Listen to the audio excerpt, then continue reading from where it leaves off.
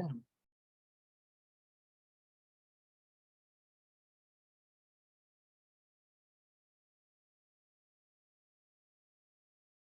So,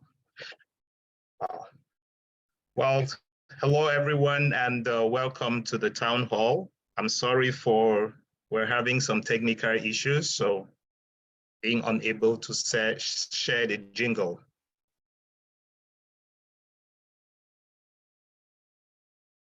So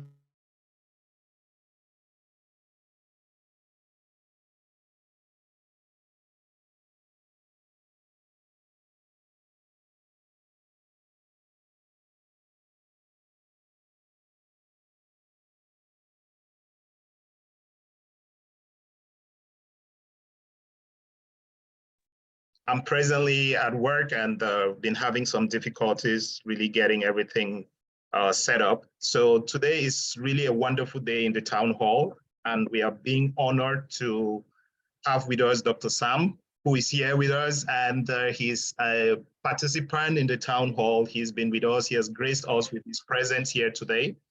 I'm really sorry for the technical difficulties going on right now.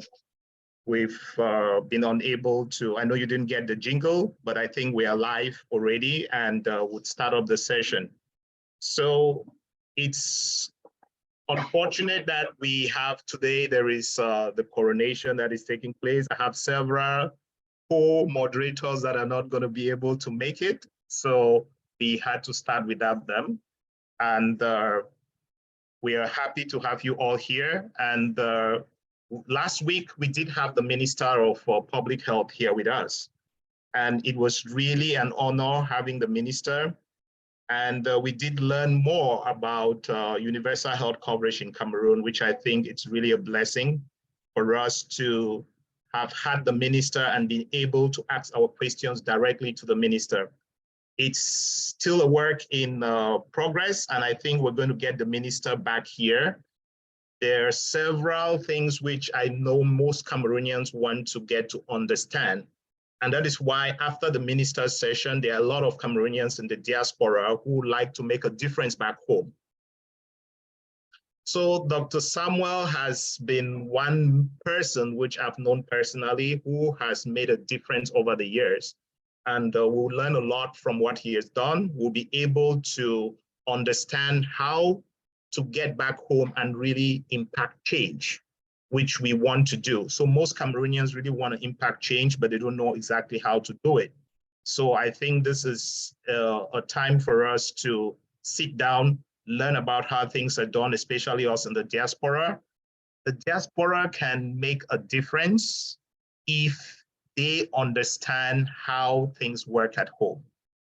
The diaspora can make a difference if those at home are willing to welcome the diaspora to collaborate in our healthcare system and all in order to enact changes that would really make a difference in our lives and the lives of our loved ones back home. So why did I or the moderating team get to invite Dr. Samuel to be with us today? I know a lot of you are asking questions. So Samuel is actually the CEO of Faith Garden Medical Foundation International, and you will learn a lot more about what they do. He's also the CEO and founder with his wife Imelda of Grace Garden Hospital in Cameroon, Africa, which has made a lot of a big difference in the life of those in the Gokti-Tunja division and even above in the Northwest region and those even in the West region coming down from Fumba. He has an extensive clinical and medical experience and also has an extensive managerial experience. And really this is why he's doing what he's doing. So he's been practicing as a cardiovascular physician assistant for a very long time. He has an extensive clinical background in invasive cardiac interventions in pediatric children with cardiovascular disorders. And he comes in with all of this background and has done a lot of philanthropic work back home in Cameroon and in Africa in general.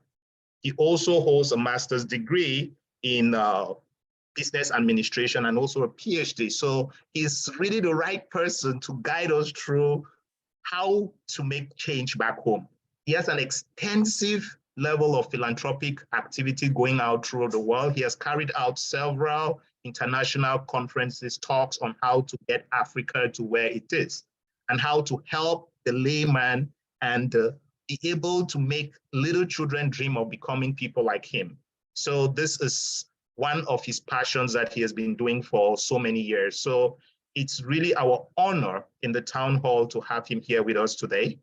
And we will be, I know for an hour, we're not going to be able to know exactly all of what he does, but we'll be able to better understand. And I would really love the question and answer sessions to be very interactive because I've learned a lot personally from Doc. And if I tell you I've learned a lot, meaning I worked in Cameroon, I schooled in Cameroon before moving to the US. I thought I knew a lot of things, but there's so much I've learned on how we can impact change back home. And it's really a pleasure. I know I could spend a whole hour trying to introduce him, but I would just beg your indulgence to stop here and hand over the mic to him. And I really want to apologize for the technical difficulties going on right now. And please, you do have the mic, please. You can share your screen and we can start over with the town hall. Thank you. Thank you, Mr. Chair. Thank you very much. It is always a pleasure. It's always a pleasure coming to the town hall. And I want to thank you and the entire team for giving us the opportunity to be able to get this chance to share our experience. And I just want to make sure that before I share my screen, you can hear me. Can you hear me? Yes, I can hear you. Okay, all right, thank you very much. I am going to share my screen, and as you heard from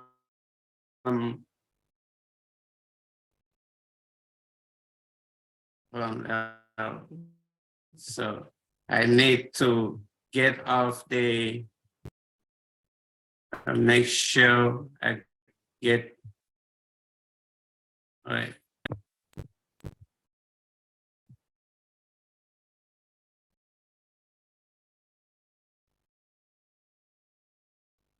Right.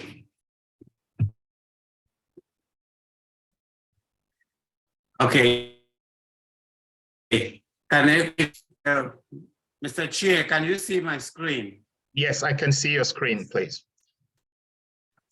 So I'm trying to make sure we are in the slide mode. Yes. Okay.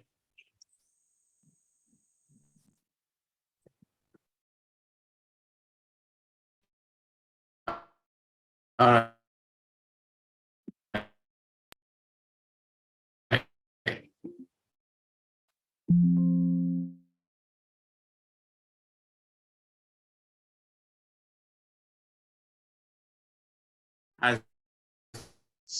So your connection is kind of, I can't hear you very well.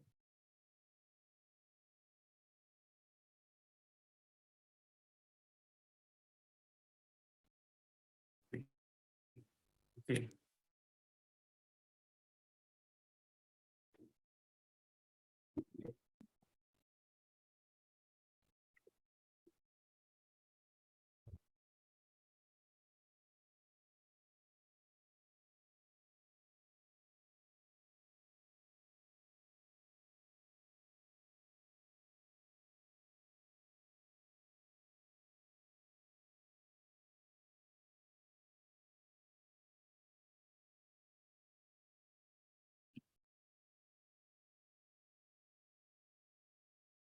Okay, you are still muted. I think you're muted still. I can hear you, but I can see you very well now. Unmute yourself. Oh, good. Can you hear me? Yes, excellent. All right. Okay. So I am. I'm sorry with the technical difficulty. Can you hear me? Yes, we can hear you perfect. Okay. So if you can hear me, then we can proceed. Yes, we can proceed, please.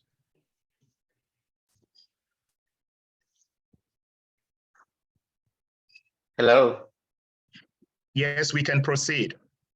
Okay. I do apologize with that delay. And as you can see on the screen, as the chair said, basically in 1 hour we can't actually talk about everything. But the main objective for today is for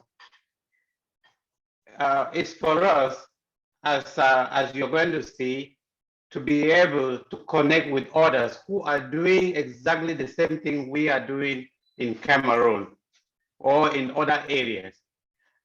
It is also our objective. We're probably going to have others who want to do something and they are wondering how to do it. This will be an opportunity for them also, maybe to learn from us, and we can also learn from them.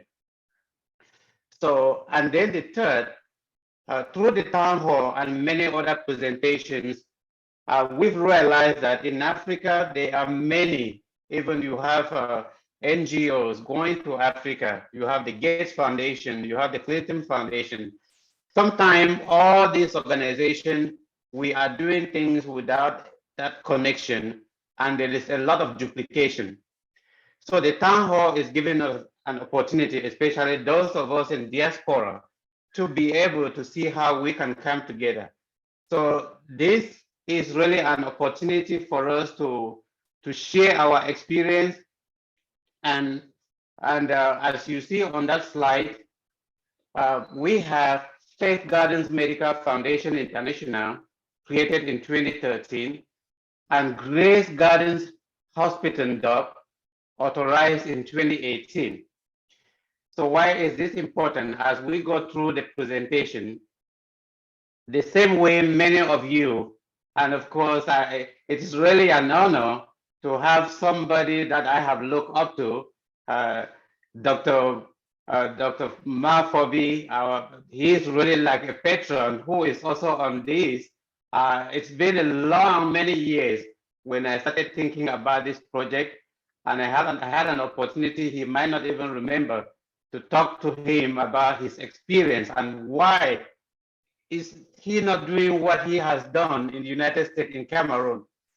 So it's been many years. So our dream, we started thinking about what to do, and the goal was to go back home and to give back to our country.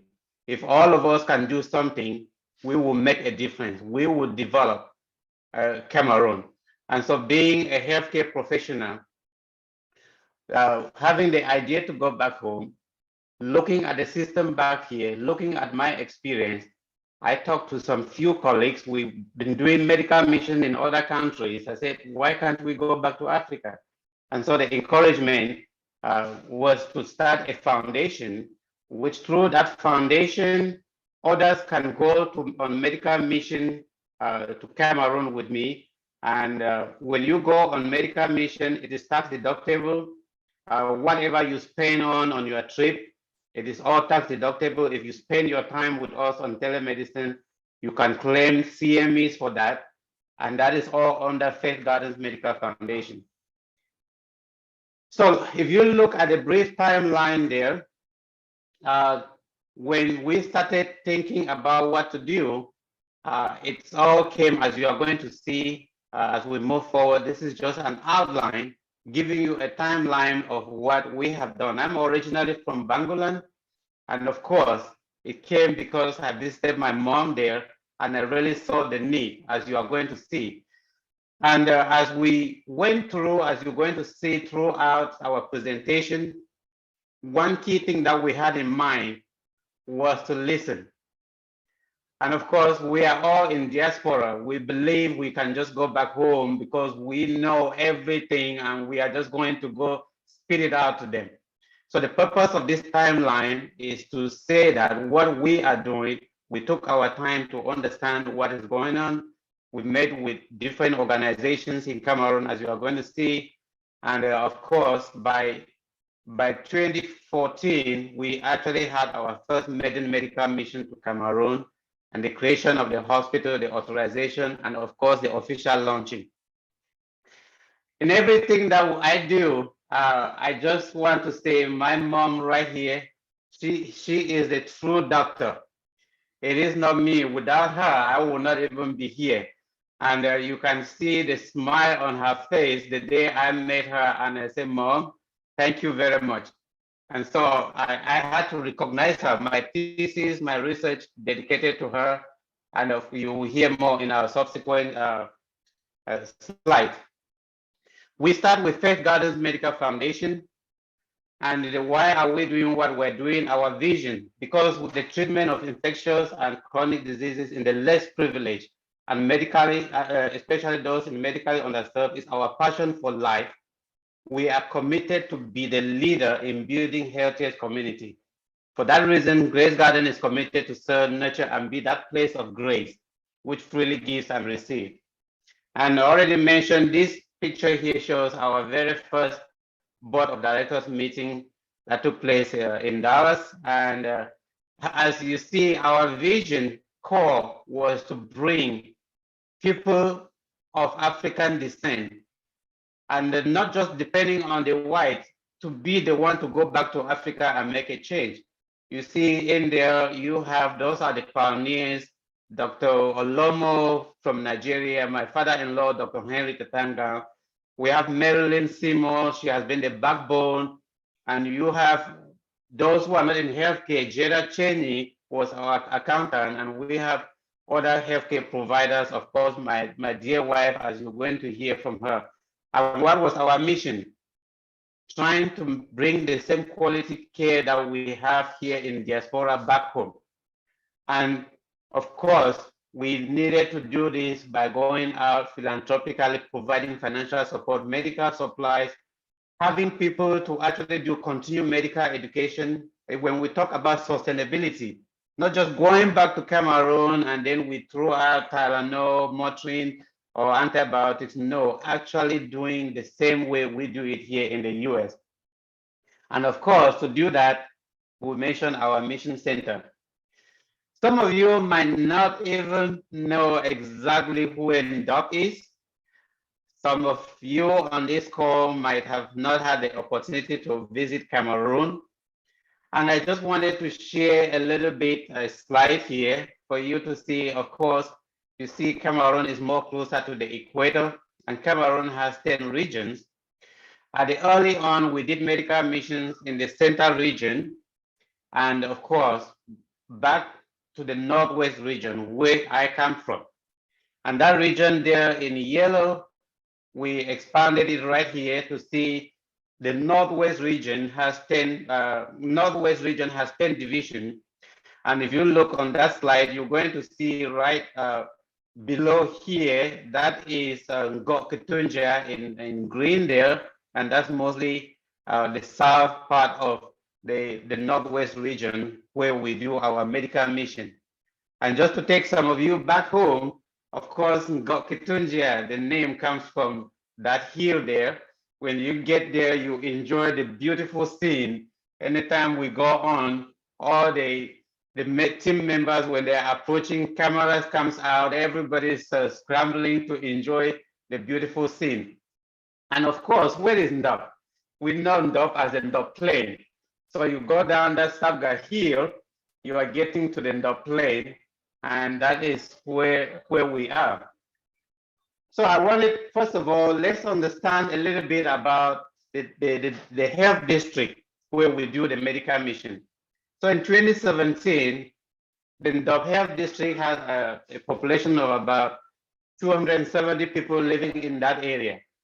And of course, the Bamunka urban area where Grace Gardens Hospital is has 42,000 people in there. Each division, as you know, there's a district hospital. So the district hospital is the Grace Garden Hospital is 2 kilometers from the district hospital. There's also St. John Catholic Health, and then the Bamuka Urban Integrated Health Center. So Grace Garden is located on a piece of land, 10,934 square meters, which is about 2.7 acres of land. And as you know already, if you are of Cameroon origin, according to the United Nations Office for Coordination of Humanitarian Affairs, the crisis especially in the northwest and the southwest region of Cameroon, we came in during that time, as you're going to see in our presentation. More than 150,000 people live in that area. And if you are from Cameroon, you must have heard of internally displaced person. Bamunka being just the main area, and many people are there, and of course, many have actually left the area. And since our existence, we do have another slide that will show our contribution throughout the year. So looking at our medical mission, one of the approach is that if you want to do something, if you are in diaspora and you want to go back home, going back as an individual medical doctor or a healthcare administrator, that you have less weight. And that is where Safeguarding Medical Foundation International came in. So because we were legalized, we were able to officially reach out to the Cameroon government. And by then, the then Prime Minister, His Excellency Philemon Yang, was very, very helpful to us. And you can see here in when we got to Cameroon on our very first trip, the first place we went was to the Prime Ministry, and he received us. He gave us good guidelines that up to today has been very, very important to us. In this slide, I want to point out something, and this is to encourage many of us. You see the person to my left there, his name is Dr. Raymond Kwantabisa. He is originally from Ghana. He was the director of the neonatal intensive care unit. He's our medical director for our medical mission. And this is where, when we talk about selfless service, one of the trips for our medical mission trip in 2016, his mom passed away, but he did not tell the team because he has decided to go on mission with us. And at the same time, what was he doing? He was learning from us because he wanted to develop the same system back in Ghana. And that is what we're all looking as we all work together. How can we come together to put resources? Ms. Marilyn Seymour, standing to the right of His Excellency Philemon Yang, is a pharmacist by profession. Why am I pointing all this? We wait for the wife to come make a difference back home. Marilyn has been working tirelessly with me from beginning and putting everything together. When we go, we don't just give out medication. We do prescriptions, and she is our pharmacy. She mixes everything for the children and make sure we get the right prescription out there. And of course, you have other team members there. You have, of course, my wife right there, and the Jill Cheney was the accountant of the group. Why in Cameroon, as I mentioned, we wanted to learn more. We wanted to know how to navigate the terrain. And of course, Dr. Judith Shang, she is the director of the Center for Disease Control in Cameroon. That was another first stop for us when we went back to learn from our mistake. We've been working with her, and she has been of great help. So, of course, if we are doing mission, you have to make sure that you are also following protocol. So when you go for medical mission, you might think that you will not have the population. Through churches and word of mouth is just enough to have people. And this was our very first medical mission. When we got there, this is the number of people that welcome us. During that first medical mission, all we had, due to other challenges, we had to set up our own centers. We didn't use hospitals wherever we go. I went back home first. When I say home, to my village. He said And, I will pay him later. and we were received by His Royal Highness Senator Any points? the 11th, and he received us, and we did medical mission in Bangulan, we did medical mission in Bamuka. And the reason for this picture, anytime we travel, all the team members will contribute the money for renting a whole bus, which will take us from village to village. Averagely, a team member will contribute about 3,500 for the whole trip. And we get medications through Up International. We get medical supplies through Samaritan Purse, Blessing International. So that is where Faith Garden Medical Foundation come in. And then, of course, if you look here, we are just like the Medicine Without Borders. We get there, we set up everything. Everything comes from United States. And we do drive to be able to get all what we need. You can see Dr. Raymond there and the nurse practitioner Nalia doing consultation. And what is the importance of what we do? If you go home and you go do surgery, for example, in a medical mission, you're going to leave that person. And the post-op care is the most important and the crucial one. This young man here, you can see it took us 3 years following him. Those of you that know Dr. Mokum, he is in Yaoundé. He did this operation. I work with Dr. Mokum. We follow him. This is one of my mission partner, Bill Ketre. Bill actually followed this young man and made sure he received all the antibiotics that he needed. He following him, making sure he was treated, and even made a customized shoe for him after that. And today he's a magistrate. So this is a blessing thanks to Bill Ketre. And so those are the rewards that we get if you actually go back home to give back home. At the same time, as we look giving back home, when you go back, you are going to see in Cameroon the challenges. We lack healthcare providers. At the same time, we have a lot of clandestine clinics everywhere you turn around. And even medications. Part of the education we are doing on the ground, you look, the current Minister of Public Health is doing a wonderful job. He is going around, sometimes he will surprise an area.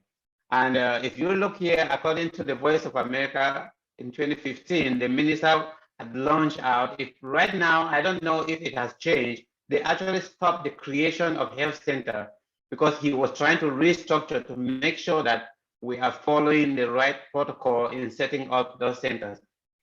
And the last 2 weeks ago, I think somebody in the chat actually said the ratio of doctor per patient was actually 50,000. And that question was directed to the minister. So if we have this, therefore, my brothers and sisters, the need is so high, and you and I, we know that. So this slide is just to encourage us and to think about it. Yes, the challenges are there. How do you do it? When we got to Cameroon, after just talking to the Prime Minister, he directed us to the Investment Promotion Agency. That's the director of the agency. He gave us information that was so crucial. I will tell you there are multiple meetings and conventions that take place in Cameroon, guiding us in diaspora on how we can actually do business. In medical mission, there's a business aspect of it. There is that negotiation part of it. So you put everything together. Of course, there is politics involved in everything, and you have to know how to navigate the field when you go. So taking into consideration that you have all what I just said, we had to go down even to the local level. We met with the mayor who directed us to the funds, and the funds directed us to the chairman of the council. And why were we doing all of this? Meeting also with healthcare providers. We met with the Chantal Bias Foundation, working with them.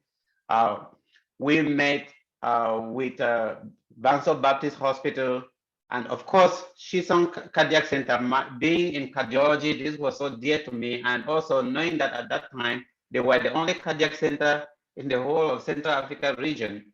We wanted to know how they do it, what they do, and how we can collaborate with them.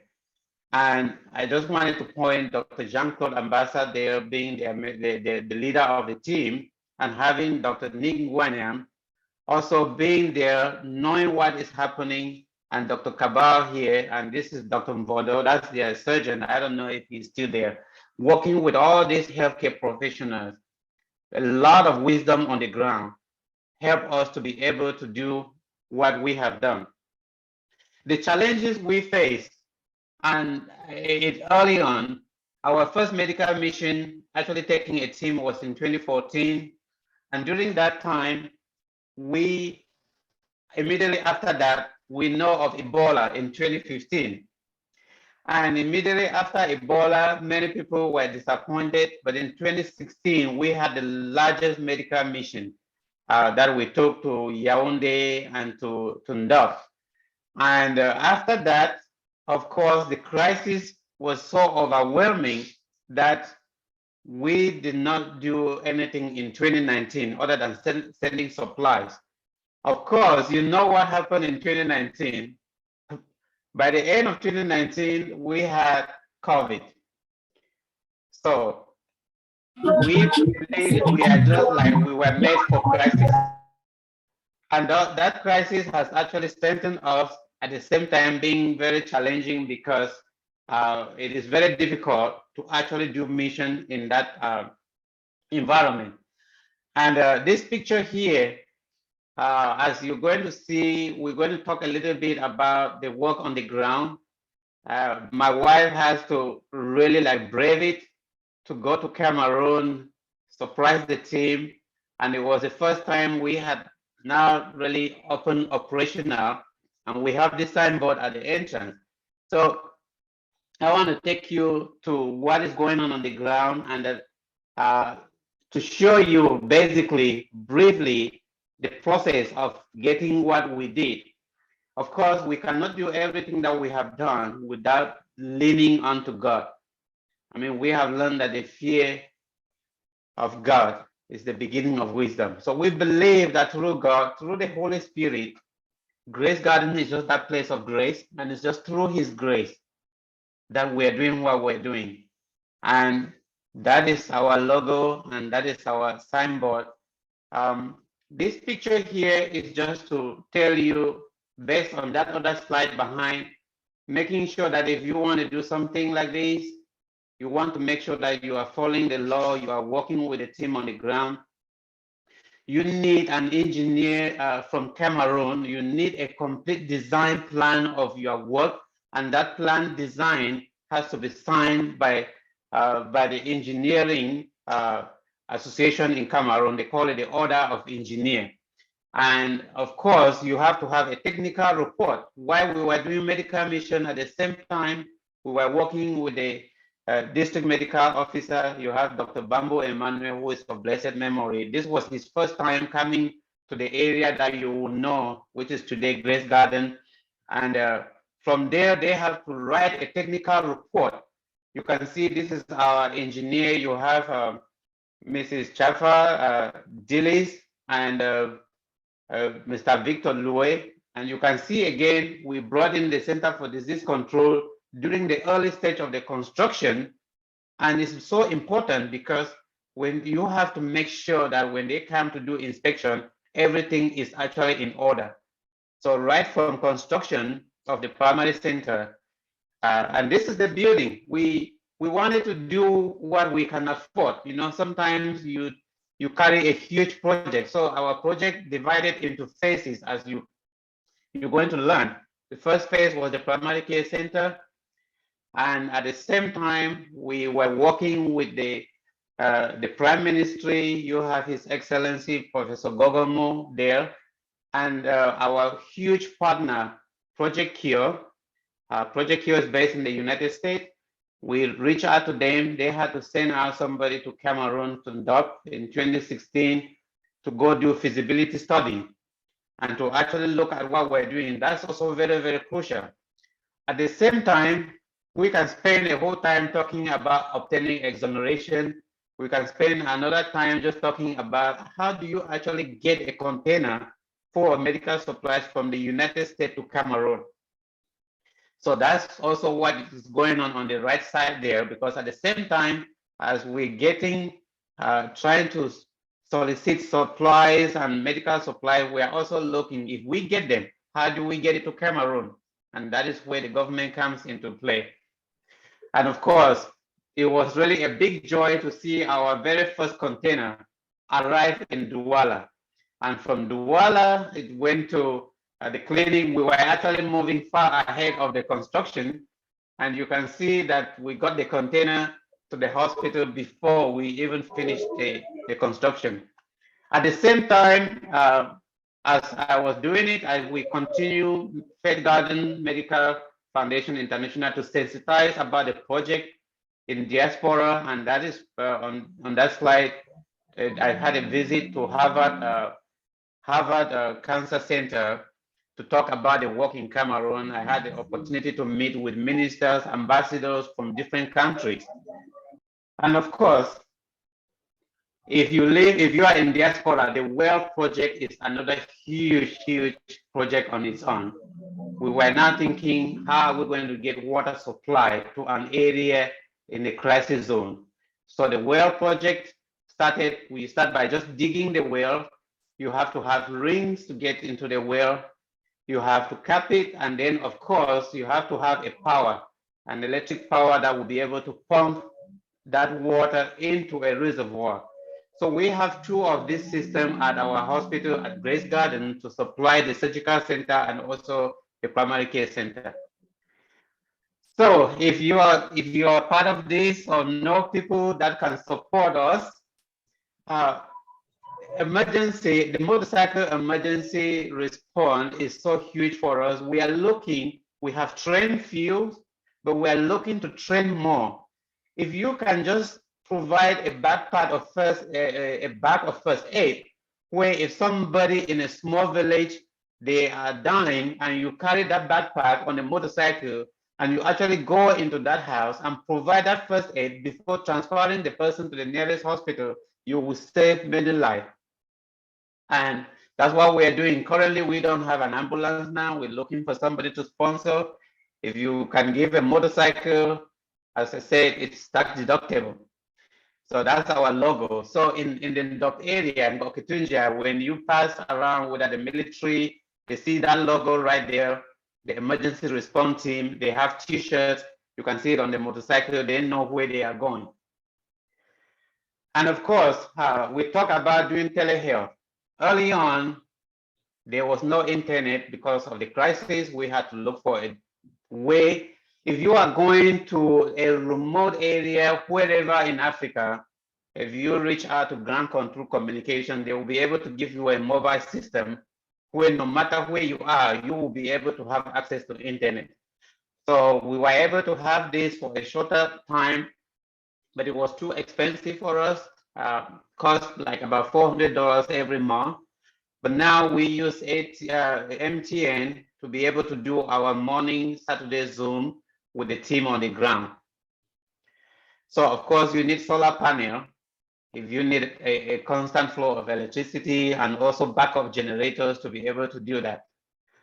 As part of the process, as we go through, part of that process was to make sure once you have your technical report all written by the district medical officer, all prepared, it goes to the regional delegate of public health. And what is the next step? The regional delegate of public health will work with the Cameroon Medical Council, and they will send a representative of the Medical Council to do an official inspection. And we have Dr. Ayuk here of blessed memory. He came with Dr. Tata. And of course, the people of Ndop, the leaders in the community, they received them. And after the inspection, if you look, the name there say Grace Gardens Medical Center Ndop. I learned something from there. The word medical center is less than 15 beds. And of course, they say we were more than just a medical center. And they made a recommendation for us to change the name to Grace Garden Hospital Ndop. And of course, that is our legal name, Grace Garden Hospital, Doc. This is our primary care center. As you see, we have 18 beds inside. We do deliveries in this building. We take care of other chronic conditions, infectious disease. And this is our very first patient in 2019. We went against all odds in the middle of the crisis because we couldn't even do medical mission that year. We decided that we were going to officially open the clinic. And we opened the clinic in 2019, immediately after the authorization. And of course, we have our very first patient. This is our first medical doctor, Dr. Limby. We have a lab. Just wanted to share some few slides there. When COVID came, it was something that we could, you can imagine the fear in everybody everywhere. We were thinking the same. In the United States, we know what was happening. We started thinking, how more of the people back? What if this thing can get into villages? What will happen? So we said, well, God put us there for a purpose. My wife, she's Ms. K Ndinjiakat, was the pioneer. She did everything to do campaign here.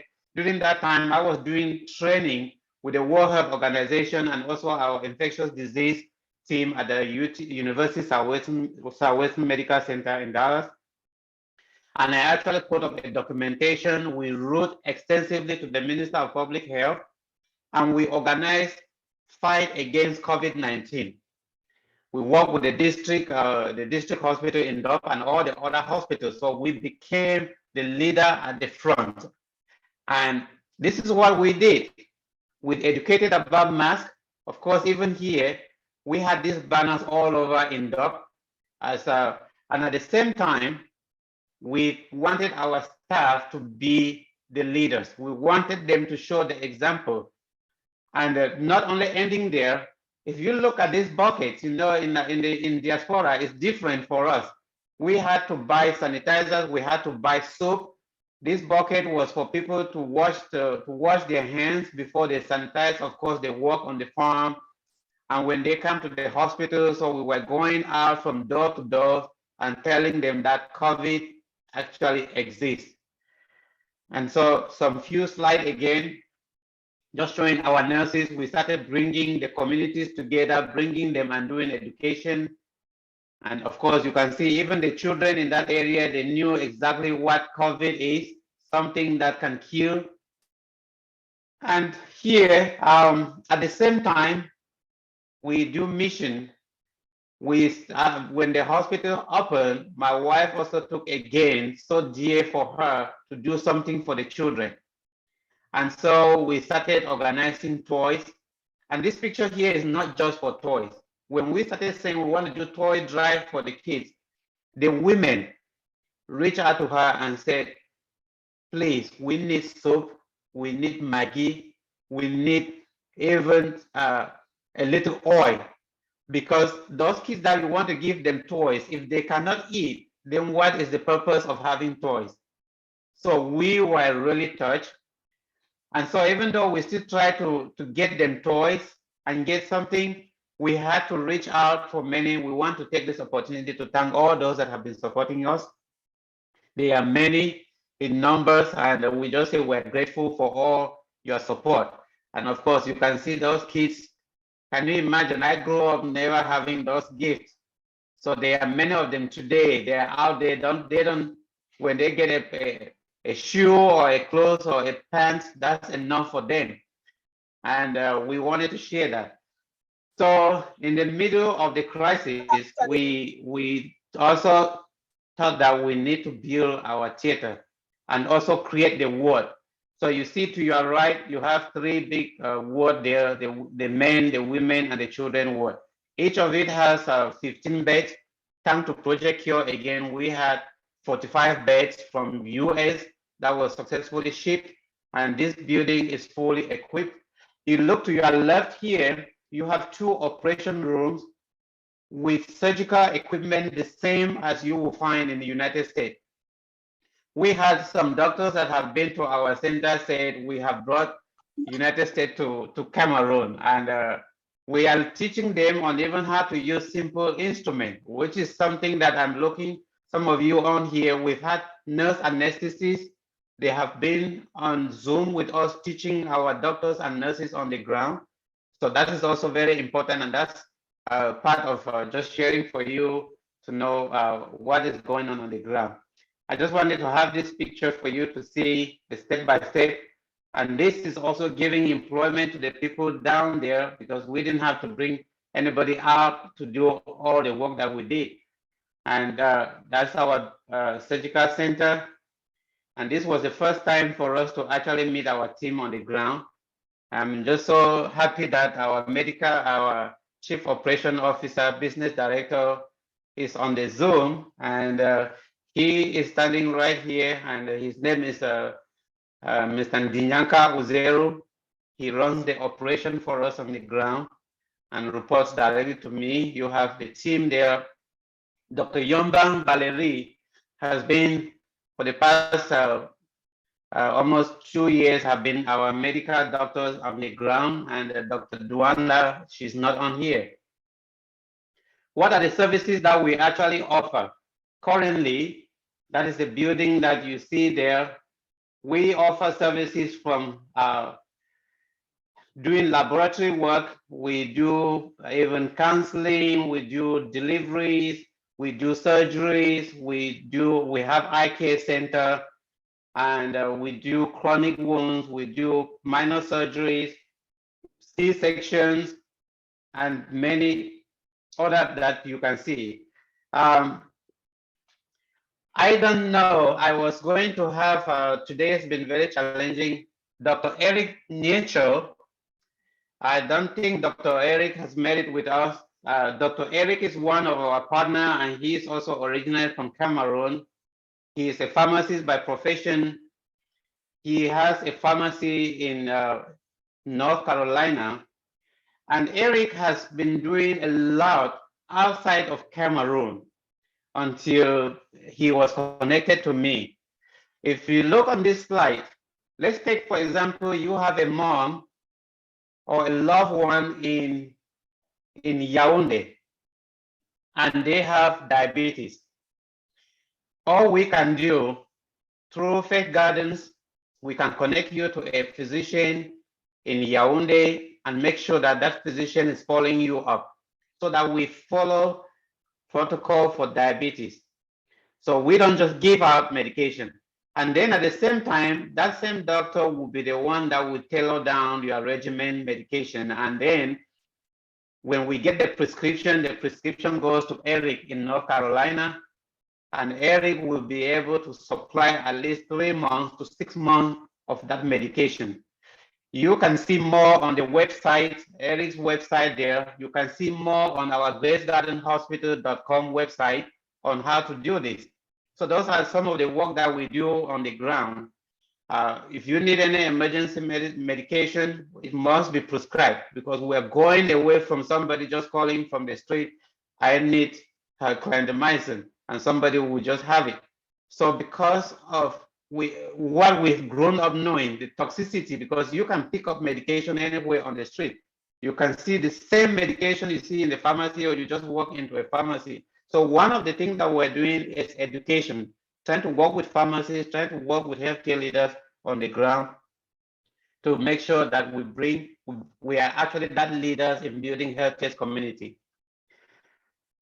Again, in the middle of the crisis, in July of 2021, as I mentioned, we still continue doing medical mission more in different areas.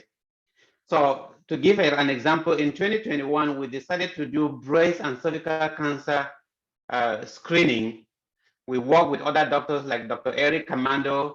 He works with ACHA health system in Cameroon.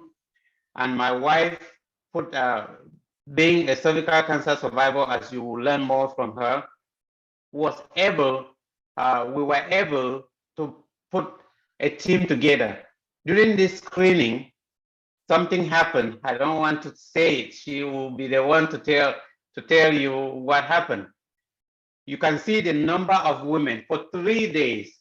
Dr. Eric Commando and I, we saw more than 200 women.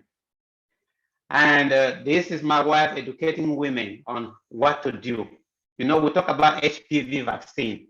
After this lecture, we have many people who are now going, yes, HPV vaccine is available in Cameroon. It's available. I will let her talk more about that. But I want to share some statistics. Very, very important. So cancer is so dear to us, just like chronic diseases is so, and infectious diseases.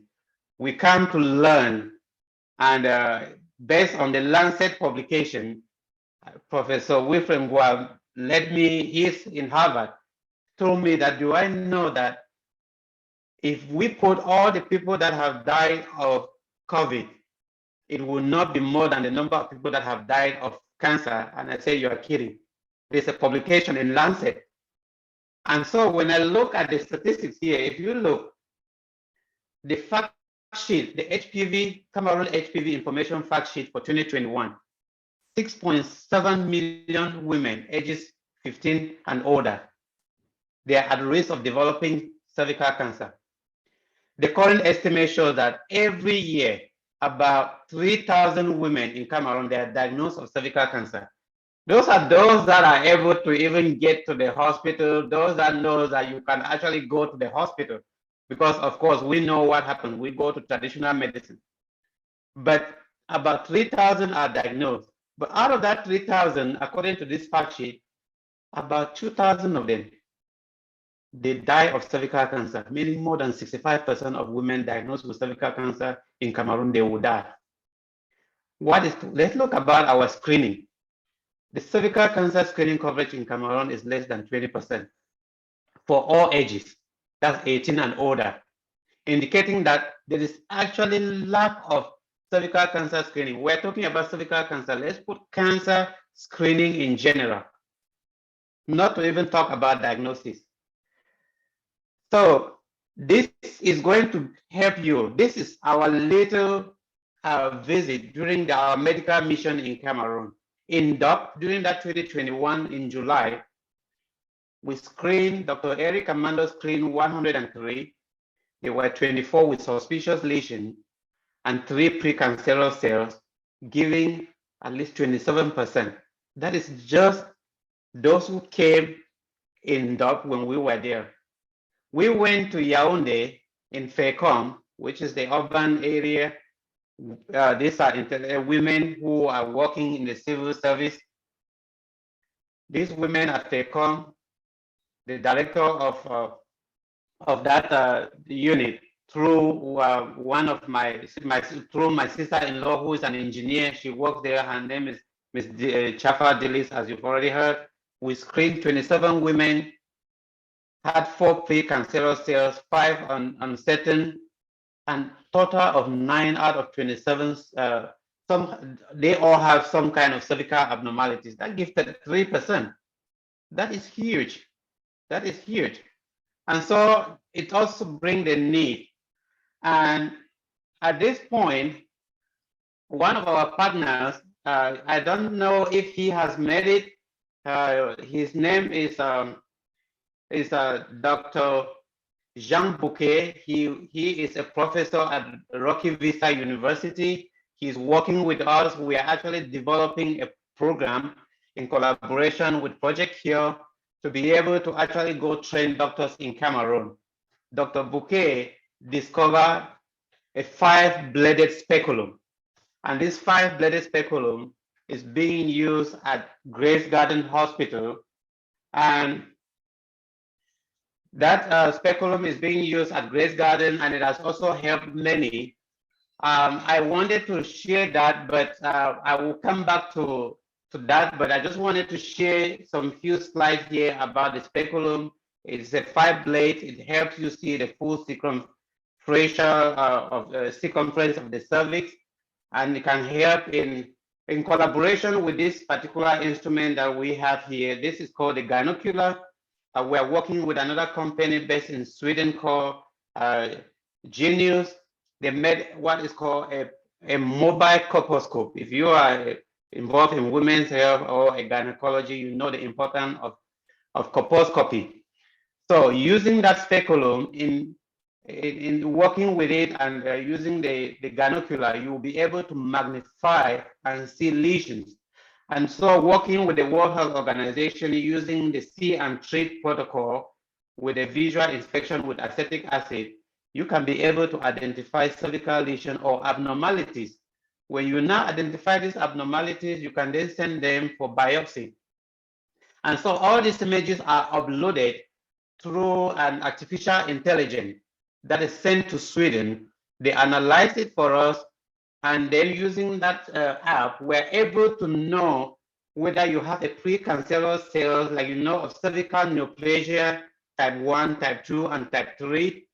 And so based on that protocol, if you are a medical person, you know how we use protocol to determine pneumonia. It's the same kind of a system. And so we have seen about 118 patients up to date at Grace Garden using this gynocular. And we are doing this thanks to Dr. Philip Goliath. Dr. Philip is another strong philanthropist, a medical doctor, gynecologist by profession. You can see even with the crisis, Dr. Philip went down to Grace Garden in August of 2022, and he trained our doctors and nurses.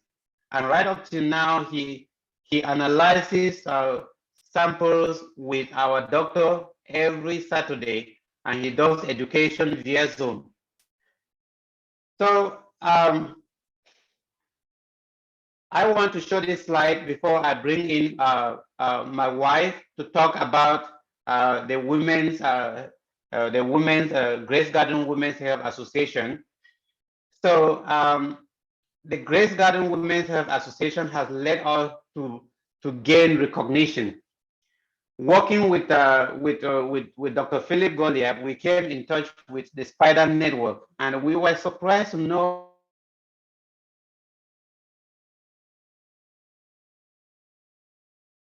other African countries involved, Uganda, Kenya. They are looking for a comprehensive way of diagnosing, of helping to eradicate cervical cancer. And right here, you see we are part of the Digital African Network for Cervical Cancer Elimination. And on this slide, it shows you that we need to create awareness. We need to be part. If you want to eliminate whatever cancer, awareness is huge, especially in low middle income countries. Prevention, and then of course screening, talking about diagnosis. Then if you talk about treatment, we need to work. So basically what Downs Initiative is all about, if you want to be part of it, you can reach out to us. It's about looking for sponsors, looking up to people that can help us. The First Lady of Rwanda is part of this initiative, and there is another company in Europe called Electa. So I just wanted to show you how we have upgraded. This is our maternity center now. We have the same kind of baby squad that you have in the US. And this is our eye center. Just wanted to show those few pictures. That is our surgical center. And of course, some few pictures. The community, we have mentioned about the community. We know about the PBF in Cameroon. PBF is no more existing, but we have taken over. Capacity building of community health volunteer is very huge, and training leaders on the field. That's what we do. And of course, our statistics, like I mentioned, as of last year, we had 6,000 clients that we saw, and it's going to double that number by now. So this is basically our basic statistics from hospitalization total of when by 2021, that is where we were, by 2022, and we are going to break that record. So those are some of the illnesses and what we do, just like I already mentioned. I want to, before I get my wife coming, I want to talk about our culture on the ground, which also involves the work that she is doing. We are listening, especially through the women. We listen to them, we empathize with what they're going through. We're trying to acknowledge what they're going through. We try to be part of the solution, and we thank them also. That is our approach of trying to change the culture. And you can see that in an area like that, women can come up. We know even in crisis, women are always at the forefront. And I'm going to introduce you Ms. K Ndinjiakat, and she will take over from here and we talk before we all run up. Sorry, we're sharing the same screen because of some technical difficulty.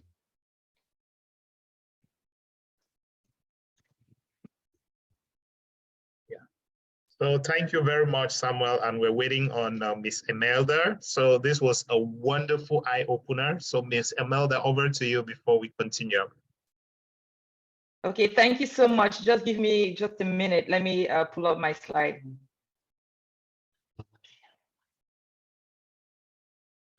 What is amazing about Samuel's presentation to me has been how he got this done. And I think he will have a lot of questions on how to do this and how others will want to replicate this back home. So over to you.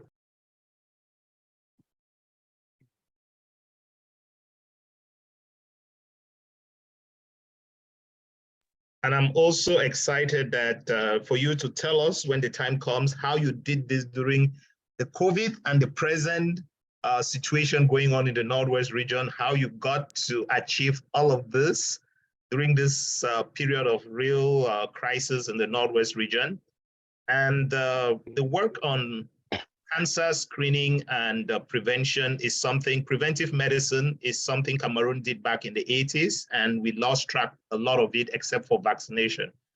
So it's going to be interesting to get to discuss how, with disease transition moving from infectious disease in Africa to both chronic infection and cancer adding to the burden of disease, how we are going to move forward, really tackling this problem in Africa and in Cameroon as a whole.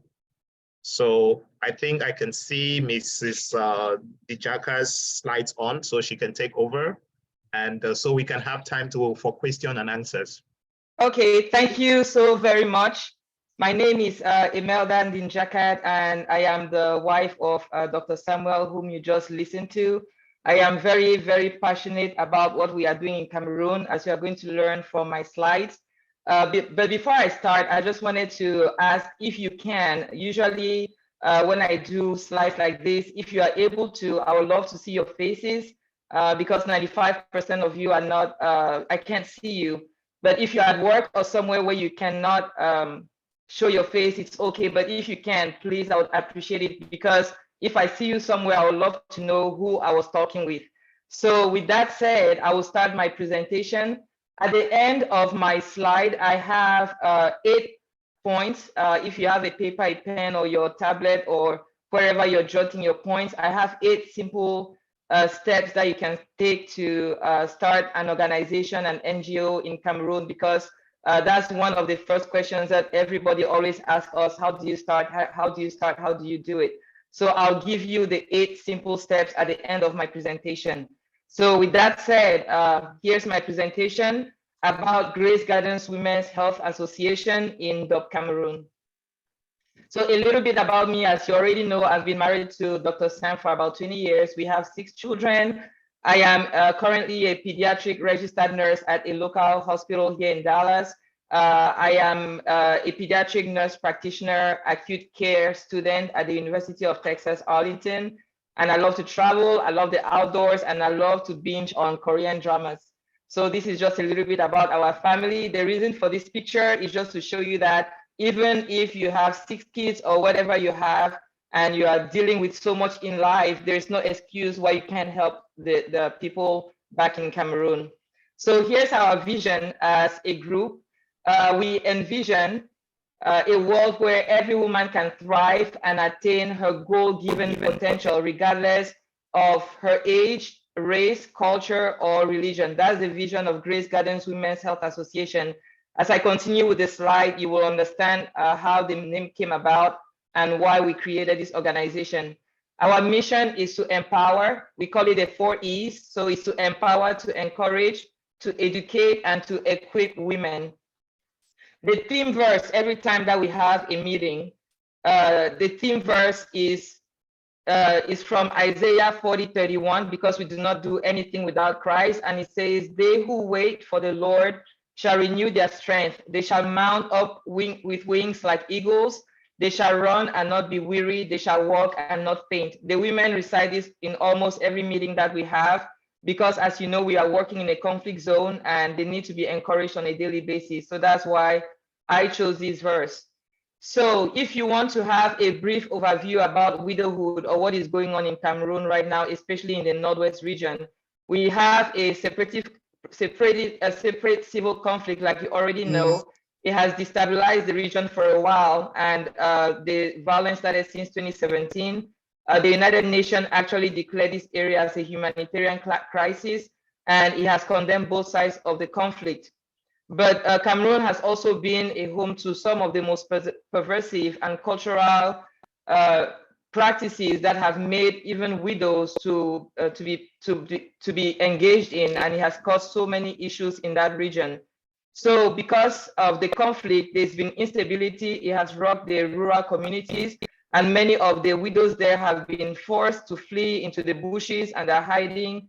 They barely have access to aid, to basic sanitation, food, or even other necessities. And I got this reference from Onforio, is a Cameroonian who works for Global Fund for Widows, an organization that we currently work with. So the women of the widowhood has increased in number as the years have gone by since 2017, from our last slide that you saw. And because of that, we have a lot of a lack of formal education. A lot of early marriages are taking place in the area. It has disrupted the family structure, and many women there have been directly exposed to sexual violence and like rape also. So why am I saying all of this? I'll come back to this so that you understand how my story began. In 2019, I was diagnosed with cervical cancer, stage 2B, and I went through multiple rounds of chemotherapy, radiation, and I had about 3 surgeries. And thank goodness, since February of 2020, I've been in remission. This is just a little bit about me while I was in the hospital. I see Mr. Former, or I don't know if it's Dr. Former there, our moderator. I see the cancer sign behind him, so I'm guessing that he's very passionate about cancer. So just a little bit about what I went through. If you see this picture and you see me now, you won't believe that this was me, but that's me in the blue in between. And I had lost weight and I almost died. It was really, really a bad situation. So because of that situation and because of my life story, I decided with my husband, I told him I wanted to organize a breast and cervical cancer conference in the next time that we're going to go, because every summer we go to Cameroon. So what was different about this year that we went to Cameroon, we organized this breast and cervical cancer conference.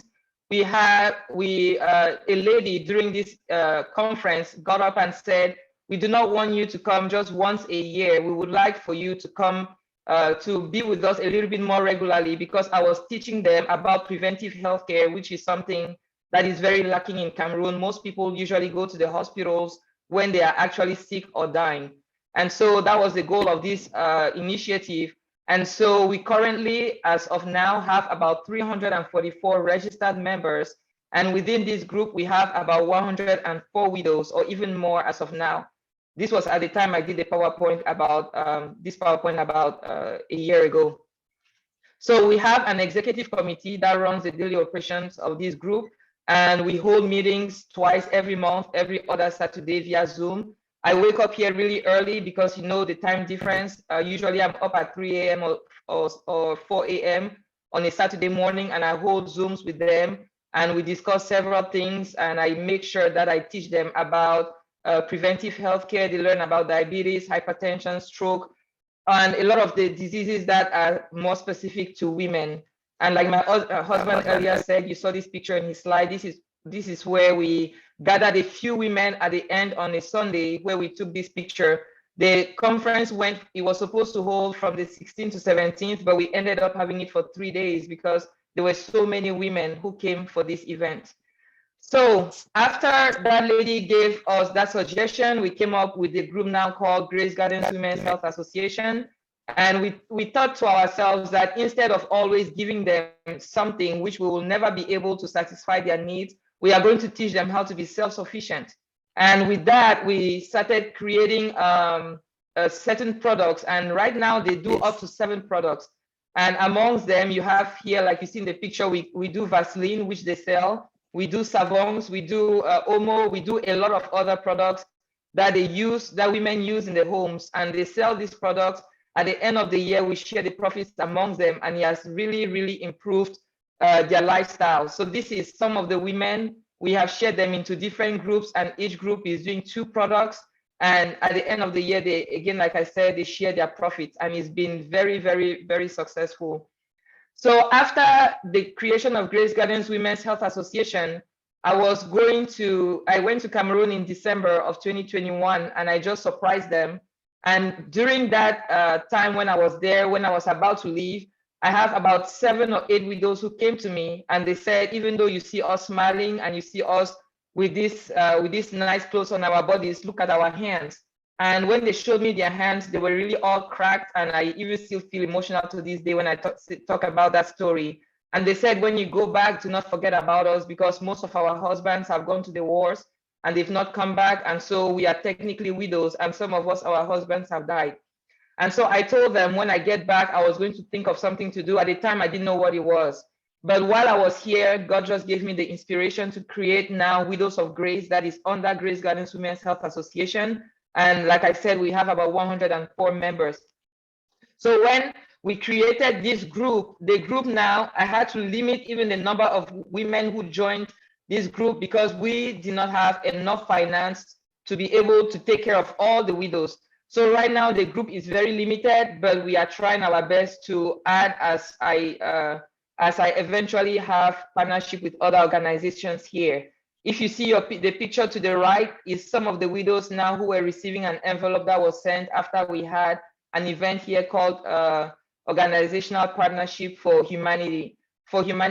So currently we are working with 36 widows, but we have more than 70 who are still in the group who are unable to join. Amongst them are Muslim women who live right up in the hills, and they have been having a hard time, but because they know that they are there and they're learning a lot, they still come and they're part of our group. So just this short video that you see is just my mom here, just offering the envelope that we gave to the widows.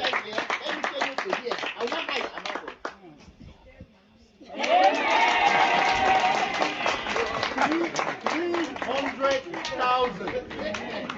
So I will hand it to your president, Madam Grace, the women's president. I will hand it to her, and she will know how you coordinate and manage the business with you. Here is it given by this, the CEO's wife, the founder of the Grace Garden Women's Health Association, Mrs. Ndinjiakat Imelda. So okay, because of time, I'm going to pause it and move on to the next video. So what are our short and long-term goals? Our short-term goal, between 6 months to 1 year from now, we are thinking about increasing our starting capital to produce what we are already doing in a larger quantity. We also want to make our products be more marketable through better packaging. And we want to also expand our outreach in nearby villages like Babisi, Bamesing, Bangolan, and other areas. We also want to continue to partner with local vendors, which we are already doing. And in long term, we are thinking about opening a multi-purpose center where the women can actually come there, work on the products, and get paid at the end of the month without having to do any other thing. So we are currently working on that. And we are also thinking about having a poultry farm. This is like some of the innovations that we have done with our products. We do natural medicated soap, which is really great. Many people have already testified of how good this product is, and it's treating a lot of skin diseases like eczema, ringworm, pimples, and other things. Here, my husband spoke in his slide a little bit about what we did in FECOM, just a little bit of a background to the story. When I had my cervical and breast cancer conference in Dub, my sister, whom you see right here to your extreme right, she came for this conference. And when she saw the statistics on the number of women that either had pre-cervical cancer lesions or had full-blown cancer, she said she needed to do something really quickly in Yaoundé. So this was not even planned on our trip going to Cameroon, but we ended up being blessed because she works there. She spoke with the Director General of FACOM, and everything was arranged, approved, and I got to speak to the women, and that's how we're able to find those women in the statistics that you heard from my husband. 33% of the women who either had precancerous or cancerous lesions. And as he already said earlier, we cannot overemphasize how this disease is ravaging women in Cameroon, even right now as we speak. And because of that, one of the things that I envisaged was that in Cameroon, we have so many organizations. If you want to count, I don't know if you can count the number of NGOs that exist, but I believe that one of the things that is seriously lacking is that everybody is doing their own thing and we are not really coming together to work together to see how we can partner with each other to do things better for the people. So for example, there are so many organizations, maybe on women abuse, there are others on education, others on feeding, others on different things. Wherever there's a need, there's an organization. But it makes it very difficult because we do not have something that we have done. If we do, I do not know about it, where we can all come together to work together to do something better in Cameroon. So I came up with this idea after a fasting that was organized in my church last year in January, and we organized our first ever organizational partnership for humanity. And we had a great event there. We raised some of the funds which we saw that you saw that we sent to the widows in Cameroon, and that's what they are using right now to do some of their businesses. So this is part of the event that we held, and we had a big fashion parade showcasing what we do in Africa. You had whites wearing African outfits, and it was so great. We had the first runner-up and everything, prices and all that, and we raised so much money. To your right, the mayor of the city where we live in, she came and then she helped and assisted us during this event. So we partnered with 2 other organizations, one in Malawi and the other one that is in Cameroon. And that's where we were able to do the work that we did with them. And the organizations are working with us now. And my husband will talk a little bit more about what we are going to do in the future concerning this initiative. So again, it is called Organizational Partnership for Humanity. So in March of 2023, I was invited to go and attend the women. I was invited to the United Nations, and I went because I wanted for Cameroon to have a voice there. It is called the Commission on the Status of Women, and it's held every year. This was the 67th conference that was held. And the theme this year was innovation and technological change and education in the digital age for achieving gender equality and empowerment of all women and girls. The reason why I'm bringing this up is because even though we are talking about healthcare cannot exist without innovation and technology. And the goal of this session was really to see how we can empower women and ladies on improving on the technological know-how so that we can help the women who are in all countries in the world. And when I was there, one of my biggest disappointments was that when I was looking up the events, there was only one event for Cameroon. And this event was one apparel event that was talking about autism. We were so underrepresented that I had to, most of the events that I attended was for other countries like Rwanda, like Kenya, like Ukraine, but there was nothing that I could attend on Cameroon. And I'm just bringing this up because I would love for Cameroon to be more represented in these events, because without these events, it is not possible for us to work. We have to all work, not only within our country, but with other countries around the world. And this will also shed light on the mental health crisis that is ongoing now, even with the conflict that is going on in DOP. So this is me at the event, speaking during one of the events at the United Nations. And I just put this picture to the right because I have to give credit to the women who invited me under the Global Fund for Widows. That's how I was able to go there. So I'm going to end my presentation here. This video is going to be shown by my husband, but I wanted to come back just really quickly and briefly, if you have your pen and paper, to just give you the 8 points that I was talking about earlier. If you want to start an organization or an NGO in Cameroon, how do you do that? The first thing that you want to do is to start small. Many people always want to start big, and especially when we are coming from the diaspora. The thought process is always, I have to start with this huge building. I was one of those people, but I credit my husband because he was the one who helped us to start really small. And now today you see how much we have grown. Secondly, you have to have a passion for what you're doing. So this goes with starting small. So find what your passion is, whatever it is. If you want to take care of the widows, if you want to take care of children, whatever your passion is, you need to be passionate about what you're doing, and then you start small. The next thing that you want to do is to learn about the population that you're going to be working with. Even if you're coming from the US, the UK, Europe, wherever you're coming from, the knowledge base that you have is not enough if you do not know what the people on the ground believe, what they know, and the myth that they believe in, that you have to break through. If you don't learn about the population on the ground, you are not going to be able to succeed what you're doing. Then the next thing you want to do, you want to work with the local chiefs, and you want to work with the political leaders on the ground. You cannot do anything alone. You have to be able to work with the locals on the ground.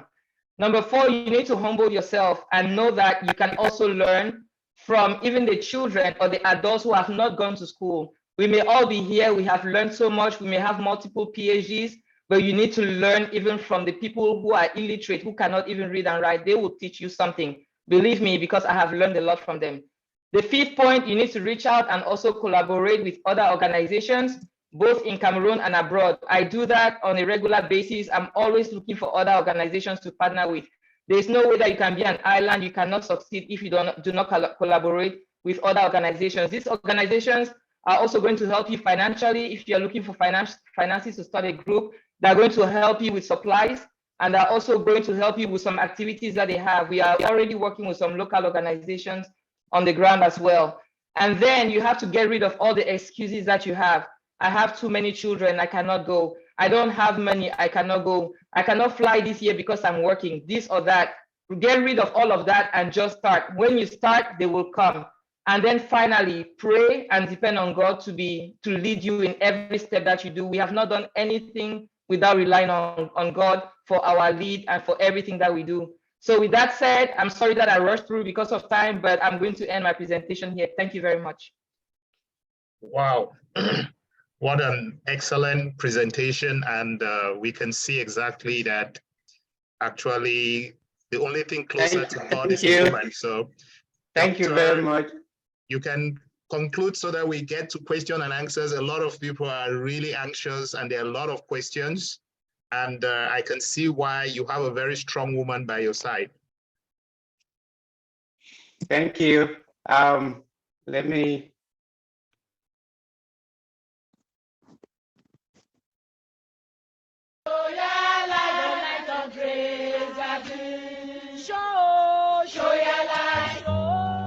It gets super interesting talking about the impacts of the African diaspora on the African continent. In the heart of Mbie, Bamuka village, Ndop Central Subdivision of the Ngoki Tunja Division, Northwest region of Cameroon, these women in their language say Grace Gardens is the best thing that has happened to their community. Acclaimed as a breakthrough in holistic healthcare delivery in this underserved part of the African continent, Lucas say access to medical healthcare was a veritable nightmare before the coming of Grace Gardens.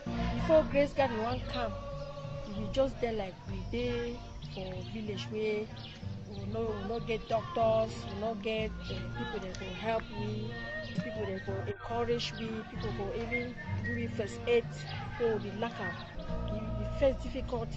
You see, say sometimes we go cut some grass them. They will tell me say, we will go cut grass. If you don't get money, go cut grass, go cook and for your pikin.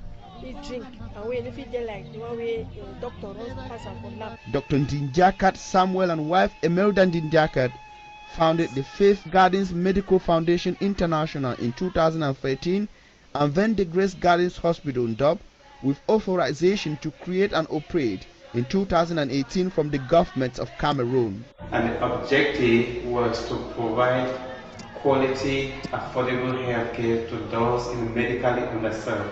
I have always been passionate about health, and especially in medically underserved regions of the world. because we come from Cameroon, and luckily him and I are both from Tunisia. It was a no-brainer for us to come down here and establish a hospital. And the reason why it's called Grace Gardens Hospital is because we believe that this is a place of grace, and it's a garden where many people can come, especially those who are sick, those who are ailing in health and have a lot of medical conditions, to be able to come here and find peace, find rest. Born in this part of the African continent, Dr. Sam had an experience which got him thinking out of the box. When I visited my mom, her name is Mary Nanzuta. She had an incident where she got hurt. When I got to the village, the next day in the morning, there were a long lines of people standing and waiting with a notebook.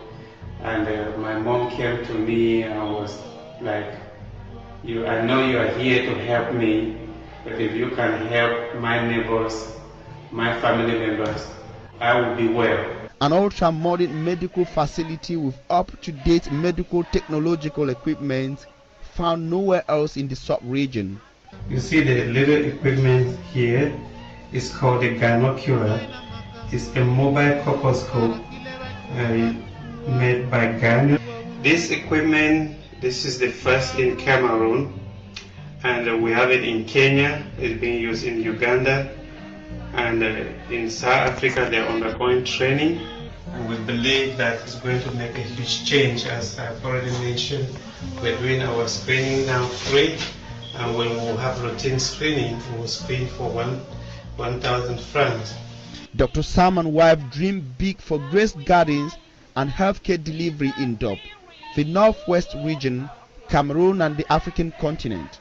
So we are here with a slogan of how can we make our client feel better. Above the logistics, the hospital is blessed with an experienced, committed and God-fearing staff, ensuring outstanding quality healthcare delivery, now attracting patients from Cameroon and Africa. In synergy with the Grace Gardens Hospital, the Faith Gardens Medical Foundation International assembles women under the newly created Grace Gardens Women's Health Association, supervised by Mrs. Ndinjiakat. In June of 2021, my husband and I, Dr. Samuel Ndinjiakat, we organized a breast and cervical conference. The reason why we organized it is because I am a cervical cancer survivor since 2019, and I wanted to give back to my community. So last year we started this program, Grace Gardens Women's Health Association, and I'm really amazed at how many women have turned out. After the conference, many women suggested that instead of us coming just once a year and organizing a conference, they wanted us to do something regularly, more often. So what I do, even while I'm in the United States, is that I Zoom in every Saturday, and I Zoom in and we discuss a lot of things, especially concerning women's health, like cervical cancer, breast cancer, and other cancers that concern women. Not just cancers, but other things like high blood pressure, stroke. So I think because of time, we must have had almost all the videos, and you have it on our website. I just, if you want to learn more, you can see that on. I wanted to conclude with some few statements here that has been an inspiration to me. Nelson Mandela said this: you cannot have an impact in society if you have not changed yourself. Humility is one of the most important qualities which you must have, because if you are humble, if you make people realize that you are not a threat to them, then people will embrace you, they will listen to you. And what are we doing on the ground? Instead of criticizing others, we listen.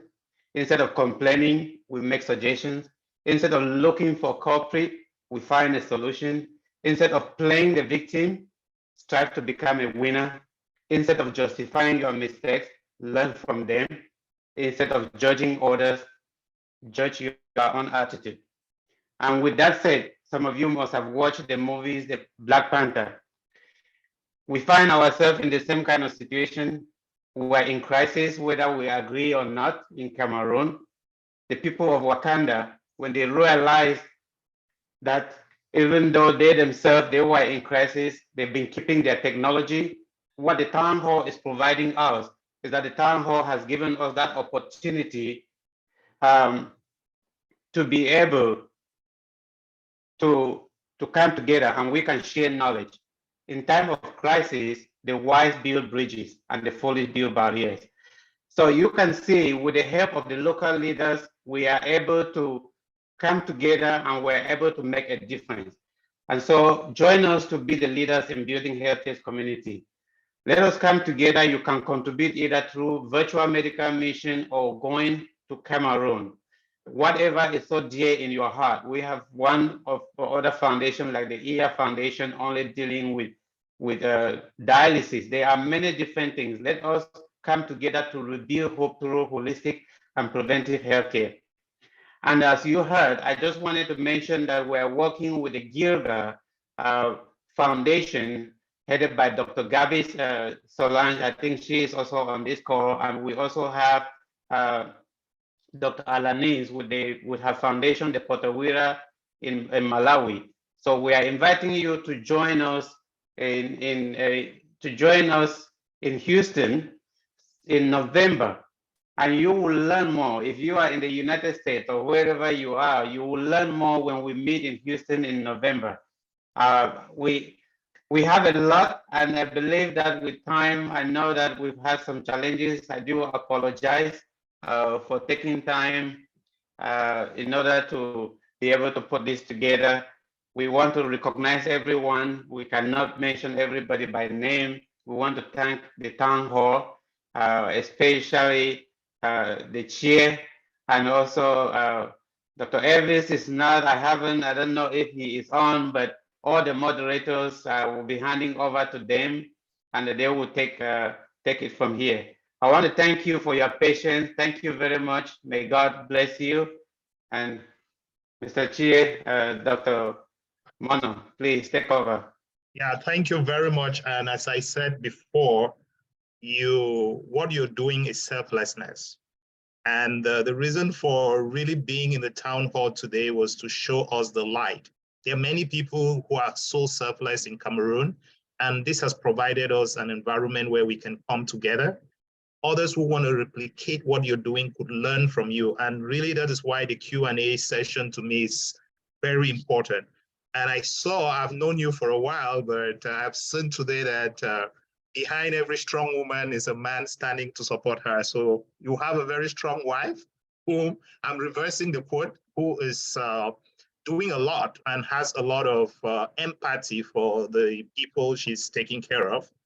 Yeah, she wanted to know I'm an oncologist and I'm ready to give my services wherever provided. I'm passionate about cancer, so passionate that is beyond what you can think. And I think cervical cancer can be eliminated. Australia and New Zealand have done a lot to eliminate cervical cancer. And it's not only cervical cancer, it goes with head and neck cancer, which is caused by human papilloma virus, anal cancer, which is also caused by human papilloma virus, penile cancer. So the vaccine itself is undersold because if we get to sell it well, we're going to be able to eliminate cancer. And it's one of the controversial vaccines in Cameroon. So it's one cancer where it's an index of development, because if you look at Africa, it's still the #1 killer of women, which in other places in the world is no longer the #1 killer of women. It's almost eradicated here in the US, meaning if I see cervical cancer most of the time, I turn to want to check on the socio-economical development of the person and where they're coming from and how they're living. So it's really your presentation and that of Dr. Ndinjiakat has been very passionate. Yours was so passionate. And I think we're going to open the floor. We usually give, we have 1 hour for question and answers. I'm going to extend the town hall today to by 30 minutes, just so that those who are in the town hall should be able to ask their questions. I saw in the chat There's Julie Myson, who had a lot of questions. I'm going to handle her the mic. She can unmute herself and actually ask her questions directly. If you have questions, just raise your hand. I have a lot of them, but I want to give time for the audience to be able to participate because we're running out of time. So Julie. Hello, thank you for giving me the opportunity and thank you for the presentation. This is only my second time in maybe 2 years and this was very worth it. And so some of the questions I have are if possible, if you can introduce yourself briefly so that those who are here, I know that, yeah, just briefly, very briefly. Sure. So I'm Julie Myson. I'm a data scientist at a healthcare startup right now. I'm based in Sacramento. My experience in healthcare is non-existent prior to that, but both of my elder sisters are doctors, one in Cameroon, one in the US. So they have roped me into caring about healthcare. But so my questions are around some of the challenges that you encountered and unexpected issues, and how you work to address these. So we saw a lot of the greatness, but as probably everyone expects, there might have been challenges along the way, especially in Cameroon, and I would be very curious about this. And then maybe I'll save the second question to later if nobody has questions. No, you can go ahead with the second question. So. Oh, okay. So the second question is just learning more about how you get funded and how you connected to some of the people that seemed instrumental to your success. So some of the things that you mentioned, whether it's conferences, whether it's meeting with different people who helped you realize what you should do to be successful in Cameroon, like how did you find out more about those people? How did you get connected? And what might you recommend for other people who want to do similar things? And that's it. Thank you. Thank you very much, Julie. Over to you. Thank you very much, Julie. Thank you. Those are very, very important questions. The challenges basically started from day one. We have to be honest. Going back to Cameroon, the first office you enter, if you need somebody to come help you to just get authorization to do mission, Mono knows what I'm talking about. You need to fuel their car. You need to fuel their car. So that's just there. Right there, we had the challenges, and early on, we learned that instead of, I will use the word arrogance because at the beginning, just getting to France, I always say, I'm sorry for those who are from France. Once you leave US, you get to Europe, you start like smelling Africa. So those of us from America, sometimes we forget that we're back home. And so we started learning. The first challenge was to get to the right place. Who do you go to? Which office will you go to? And I want to say we are blessed. My father-in-law, Dr. Henry Tatanga, he is a former Secretary General of Employment in Cameroon. He is a lecturer and a professor by profession and also a politician. And he has been in that country for long. So through him, he connected us to others within the system. And so we started networking. And as you've seen in some of my slides, you saw Dr. Nick Ngwanyam. We've become like, he's my big bro and I'm the junior brother. And you have many others. I can name Senator Dinga. There are many of them. So we started learning that we have to humble ourselves, as I mentioned in one of that slide, and then try to learn from one person. My wife will also share, even when you get the medication from here, how do you get it? How do you, when you go through, how do you do? So that was actually one of the main challenges. Then funding. There are millions of charitable organizations out there. How do you even make yourself known? How do they others know whether you are actually for real? You are not out there to do. So, and then at some point we had to also sacrifice. And that sacrifice means you will not believe this. Many people will not believe because this is so dear in our heart. We had to take our own, like our money in the 401k to start that project in Cameroon. So it's very, very important to bring, this is being real, because you can create a lot of charitable organizations. Many people will not know you because sometimes you have to sacrifice. And that is what we did. And I will also want to bring my wife here because connection is very important, because in your second question, you mentioned about that. But the other challenges is actually having the right papers in Cameroon. Let's take, for example, I went to just get my paper done. They spell my name wrongly, and they're blaming me for spelling my name wrongly. So how do you deal when you have that challenges?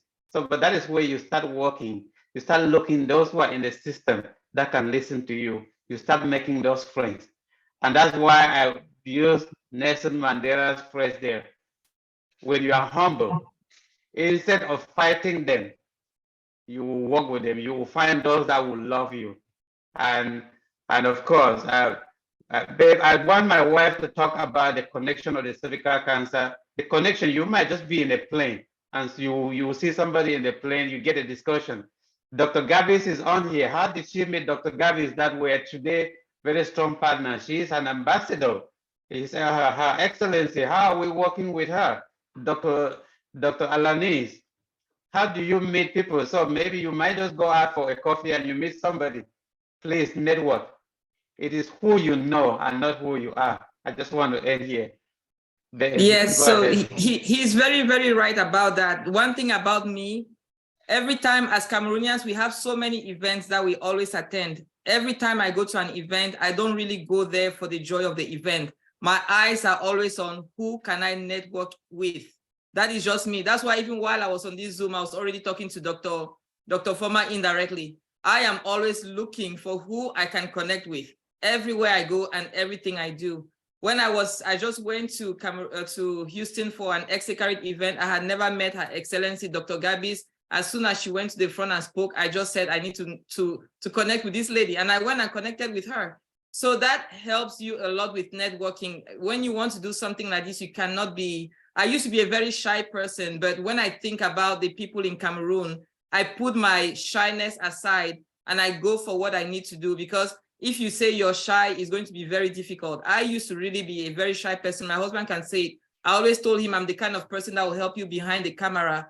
But gradually I found myself at the front because I knew that if I need to help these women in Cameroon, these children, I need to put my own ego and my fears aside to go ahead and do what I need to do. So that was the number one thing. Secondly, you need to put away every frustration aside, because we all know where we come from and we know that it can get very frustrating. So you can get very frustrated with every office you enter, but just know for every 100 doors you knock, you will meet that one door that will say yes to you. We were struggling with having authorization to have the name of a hospital to be called Grace Gardens Hospital. It took us 4 years. We were patient, but then at the same time, we found this lady. For every no that we heard, we found these two women who today we really want them to even have their names in Grace Gardens Hospital, because they helped us as a breakthrough to get to the Minister of Health. So be patient and you will be frustrated through the journey, but then keep knocking at those doors. One of the doors will open to you. Thank you so much. This was really helpful. Thank you. Yeah, Thank you for the wonderful response. And I got locked out. My internet had a problem. So, but thank you very much. And I see the Sydney's hand is up, and Sydney is a regular here, and he's done a lot in Cameroon. And I think Sydney will have some pertinent questions. So I would hand over to Sydney. Yes, thank you, Mono. And once again, thank you for this town hall. Brilliant idea. Thank you, Dr. Sam and Imelda, for a very wonderful talk. And thank you, Imelda, for sharing your story. That's an inspiring story. And sometimes in life, when we hear from people like you, it spurs some of us to do even more. I wanted to ask the question to Dr. Samuel. One key element with doing such a project in Cameroon is striking a balance between your physical presence in Cameroon and in the USA. A lot of us here on this town hall, many of us are obviously in the diaspora. Can you enlighten the audience on how you and your wife were able to find what is that perfect sweet spot? Because you cannot be in Cameroon 12 months a year, but also you can't just leave everything there in the hands of others. So you have to have that physical presence. So what is that balance for you guys, and how did you come to that balance? Thank you very much, Sydney. As you know, Sydney and I were already working, which is part of the networking.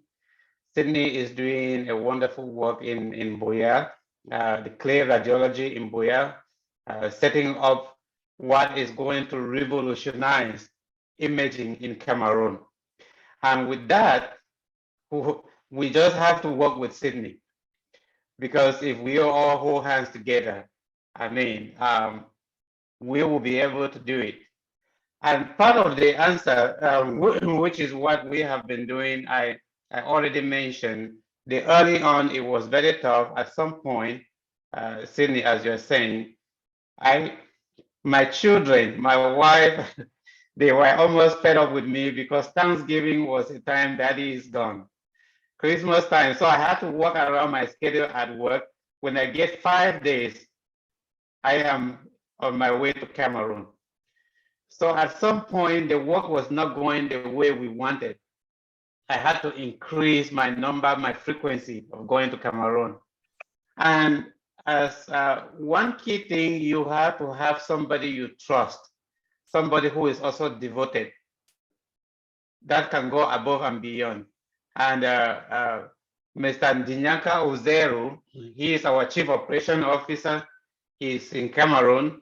He reports directly to me. He is basically our eyes on the ground. So one key thing is you have to set up a system and a structure. So today, the world has actually been made global and very, very small. So we invested early on in technology. So just the cell phone, we might take that one for granted. Mr. Ndinjiakat and I, we talk. Sometimes my wife would be like, do you even give him some time to get a rest?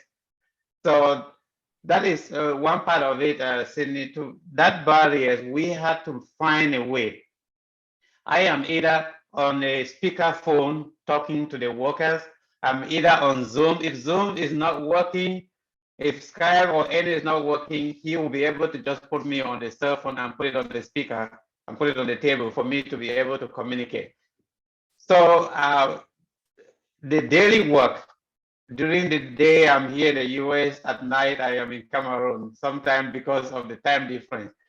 My wife will even tell you when she was in the hospital sick, she would tell me I am at the bedside and at the same time talking to doctors on the ground. Mono will attest to this. Whether we like it or not, we get phone calls. We've been doing telemedicine for the longest, even though now we have it's improved. So, but the key to your question, to strike the balance, at some point, if you are in the early stage, you will have to sacrifice.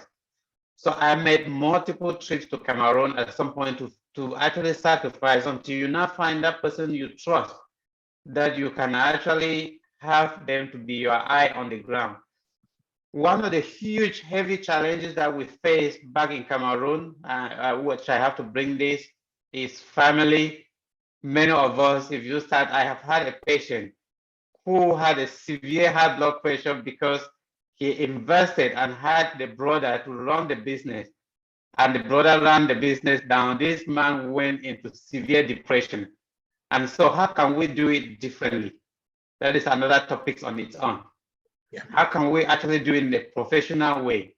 And that's one of the key things. To strike balance, you have to make it, set it up and do it in a professional way. Because if you just depend on family, I just wanted to take this opportunity to bring this on. That business will crumble unless you have somebody that you really trust, that they really have that vision and that you can build it up and benefit from it. Because back home, we think about now, we don't think that we can actually develop something and it will grow and we will benefit from it. So I don't know if I answered your question, Sydney. Thank you. Yes, absolutely. Absolutely, you did. I'm going to call on Franklin, but I have a follow-up question from Sydney's question. Really, this goes to during the crisis and during COVID.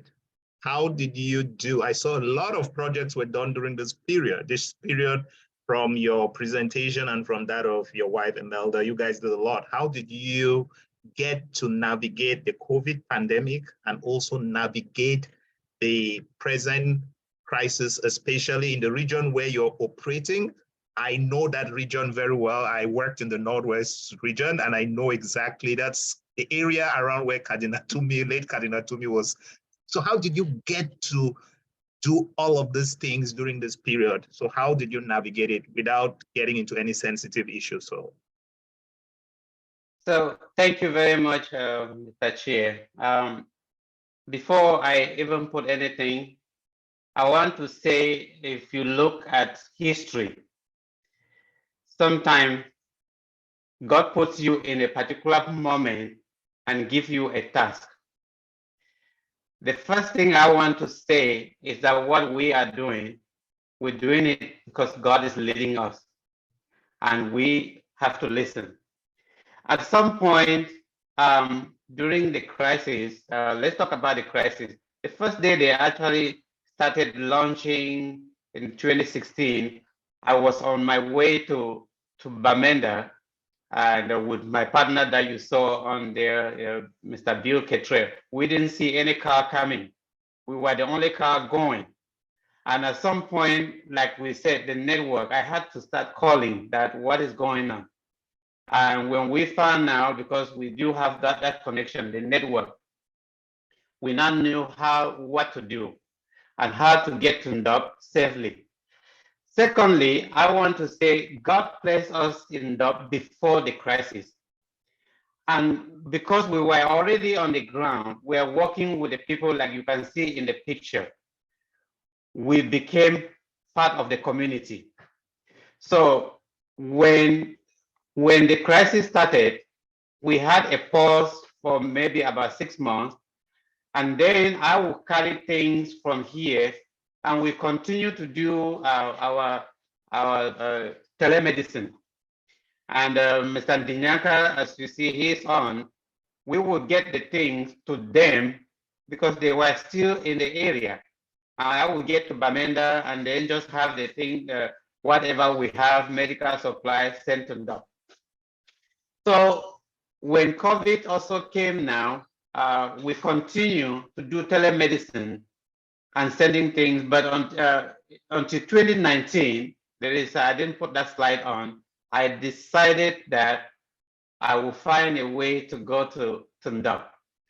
So I'm basically, my wife and everybody, I just said God wants me to be there. Like, to answer part of that question, we are working with the Cameroon government, we are working with the people, and I put that slide there that when you humble yourself, you want to make a change, you have to be the change. And at the same time, you have to work with the people that you have. And so part of it is to listen. And the slide that you saw, we brought local leaders in the community. They are all working with us. We're working through them. So if you are from Cameroon and you have an elder, like I mentioned to you at the beginning, I don't even think Dr. Fobi will ever remember. I went through her cousin, Dr. Mbe Evelyn. I had to pick him up at the airport, and the question I asked is, those are the things you learn. You learn from elders and you implement it sometimes without them even knowing that you are using the information. We met with a lot of people, we met with governors, and all of that we did application, but you will not believe you can apply to meet a minister from here. I just want to make that known. You can apply to see a mayor. If you have issues how to craft your letter, we can help. You can do that. So most of it, especially during that crisis, I wrote to the Minister of Public Health. We wrote to the Regional Delegate of Public Health, and we put down information on what to do. And that's what we have been doing. So it is challenging. I will not tell you that it's not, but it is doable. You have to be resilient if you want to make a change. Wow, thank you very much. And Professor Mafobi has always been an inspiration. From the time we grew up as young students, watching him over the CNN and seeing what he has done, I actually grew up closer to knowing his area around Quen and the things he did for the people back home, and what he continues to do for the Medical Association of Cameroonian Physicians here, and everyone. He changes the life of every single generation. So we really know. I'll give him time to see if he can have questions or contribute to the discussion. But I would like to go on to call on Franklin. Dr. Franklin has his hand is raised, and later on I would call on Dr. Etienga. So Franklin, please. Over to you. Yeah, thank you, Dr. Foma. I think it's always a pleasure being in this forum. Yeah, so I think I want to congratulate the team for the great work that they are doing back home, especially with the structure and the level of engagement that they are doing to the community. Some of us have this vision, and some of us have NGOs too, you know. But the point is, some of our objectives in the NGO is actually to see how we can support true health. But the point is, we do not know how to navigate from NGO to opening a facility too in our own local community that could be engaging and helping the local people around. So I do not know if in case you started like an NGO, then you created an hospital. If not that way, but for those who have NGO, how can you navigate from an NGO to opening a hospital? That's the first question. And then second thing is, in terms of opening a hospital, like your wife mentioned, she was very inspiring. Like, you do not need much. I was thinking I need much to be a structure before I can start something, at least to create an impact, you know. So without having that money or that structure, how do you navigate to have the permission to open like a health center within your community? Thank you. And sincerely, I wish to congratulate you guys once more for the great job you are doing to Cameroonian people. Thank you very much. For your first question, I work at Children's Health in Dallas in collaboration with the UT Southwestern Medical Center, and UT Southwestern being more research and a teaching hospital. When I graduated, the first thing was to do something in research. During that time, I did a master in health administration with focus on clinical pathways. And so if you look at most of the setup here of hospitals or organizations, they always have foundation. So I was inspired that, okay, if we want to do the clinic we want to do in Cameroon, we need a foundation in the US. Why is the foundation important? If I come to the chair Mono, and Mono wants to contribute, he will not want to give to Sam. He will want to give to a charity, to a foundation. And that way he can also be recognized. So Faith Gardens Medical Foundation was created with a mission to create awareness about Cameroon, to create awareness about our work in Cameroon. And that way, like I mentioned in my presentation, when I talk to the Minister of Public Health, we are talking on behalf of Faith Gardens Medical Foundation based in the United States. And when the minister or the prime minister they're receiving an organization. So that was the reason to have the foundation. And now, in connection to your question about opening, you can open a health center. You can open a small clinic. A nurse in Cameroon can actually open a nursing clinic. All of that is all structured through the Ministry of Public Health, and they do have steps. So to open the hospital, like you see, we went to the district medical officer, and they gave us the requirements. There are number of items you need, and you can see while you are doing that, you have to have them come and do this what you call feasibility study, write a technical report, and then add it all to your application, and then send it to the regional delegate of health for approval. So that's the process. You start at the local level, and you prepare your application. That application goes to the district medical officer. From the district medical officer, when they review and find out that you meet all the minimum criteria, like I mentioned, you have to have that location, whether you are building or whether you are purchasing a building. You have to have all of that. You have to have your document. If you are a promoter, are you doing it as a medical doctor, or are you just a promoter? Because to have a health system does not mean that you have to be a medical doctor in Cameroon. A group of Cameroonians can come together and you put a system together. I just want to bring this up. You can decide to help your village. You can decide to even revamp and restructure another health system. I come from Bangolan, but the CBC Health Center has been there for almost 50 years and they don't even have a doctor. So you can just go back and work in those systems. But if you want to start one, yes, you go through the district medical office and we are here to help and we can guide you to the right place. Okay, so there is a follow-up question to that, Dr. Samuel. How did you collaborate with the existing government structures that were in place, from the health centers, the district, and up to the delegation? How did that structure in place enable you to do what you're doing, and how are you collaborating? Do you collaborate with data, vaccination data? Do you share that information with the district? Are you involved in primary healthcare once you're back home with your hospital? Thank you very much. Thank you. I want to first start with the data. We are not only collaborating with the district, we do have a trained nurse who goes to the district for meetings. We provide the data to them. We are actually working to improve how to collect those data. So the first thing we did, we got to Ndop when the district medical officer by then was getting ready to go on retirement. The chief of nursing of Bureau for Lengo-Ketunja also was getting to go on retirement. And what did we do? We reach out to them and say, hey, we don't just want you to go to retirement. That age where you are, you can work with us. So they didn't only join us, they became part of the team. So we worked through them. And like what my wife said, the current regional delegate of health, which we give credit to her, Dr. Manjom Matilda, was the regional delegate of health at that time. And we worked with her. She became part of the team. And when she went to the ministry, she didn't only go there, she was basically now even representing us. And the current regional delegate of health, Dr. Kingsley Cheso, I mean, we have vibrant young healthcare leaders and administrators in Cameroon.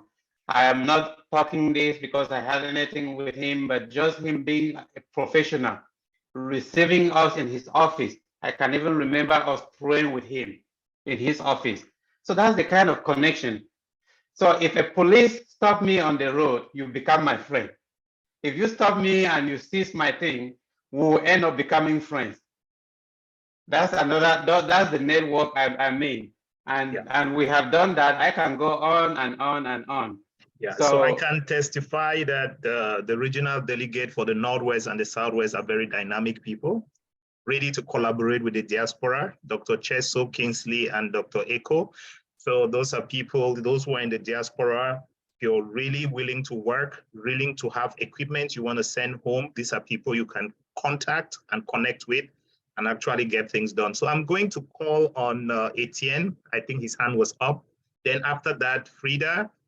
Then I don't know how long Professor Matthias Forbes is going to be here, but I would like to get his input at any time. He can just indicate and we'll call on him. So let me call on Etienne, please, you can unmute yourself. And then later on is going to be Frida. Is Etienne here? If not, then I'll call on Frida, please. Oh, Frida Ebulo, please, you can introduce yourself and then you ask your question. Hello, good evening. It's good day. Good evening. Please, can you hear me? Yes, we can hear you, please. All right, thank you very much for your presentation. I really appreciate the work that you're doing, you, your wife, and your team. It's very inspiring to see that even though you're over there in the diaspora, you think about people that are back home. When you were presenting, I was really impressed with the work you were able to achieve, especially at the heat of the crisis. Because within that time, when I looked at the work that you have achieved so far in that in the midst of the Anglophone crisis and the COVID pandemic, did this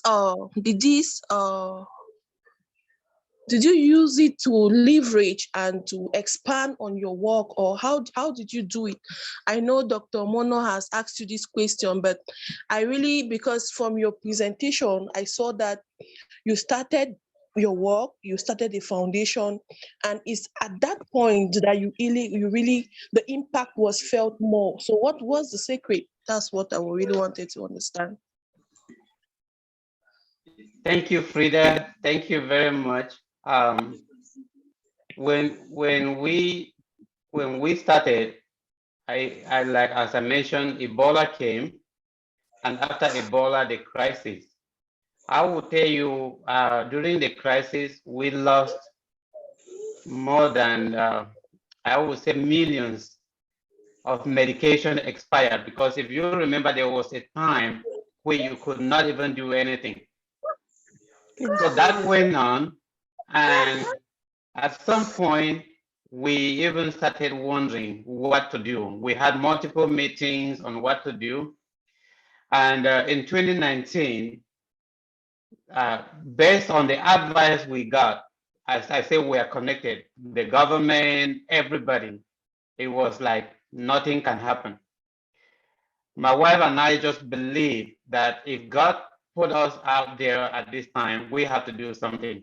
And that's why on November 26, 2019, we opened our clinic for the very first time against all odds. And as we opened, we didn't know what was going to happen because of the crisis, but the community embraced us. And moving from there, we had the breast and cervical cancer screening, which when we organized, we didn't know the outcome of it. We just organized it and that we are going to try. But when we got there, the community came to us and asked during when she was teaching, we want you to bring us together so that we can continue to learn every day. And so basically all I am sharing is that sometimes we are called to do something, and sometimes we have challenges on our way. We have difficulties and we might pull back.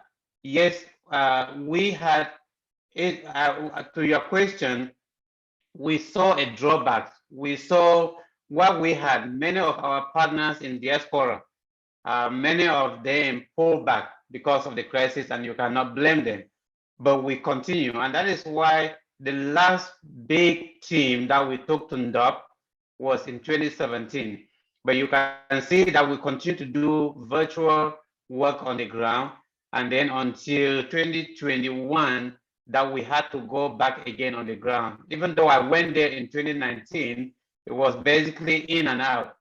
So yeah, we had more drawbacks than, I would say, positive outcome during the crisis. But gradually, we have been embraced by the community. So I don't know, it is really, really challenging, but that is what we have gone through. And like I said, we believe when we leave, even our church here in the US, they are praying for us, because we've had missionaries shot by a stray bullet in Cameroon in the Northwest. So we have to be, I mean, very realistic to this, that it is not just something that is open. But I show you a picture of Dr. Philip Goliath from Sweden, who was there at the hospital in August. But we continue to pray and believe that our God is there, and that we have to be the change. And that's what is in our heart and is guiding us moving forward. Wow, thank you very much. And I can see you have provided us with practical examples during your presentation. This has been a very practical presentation.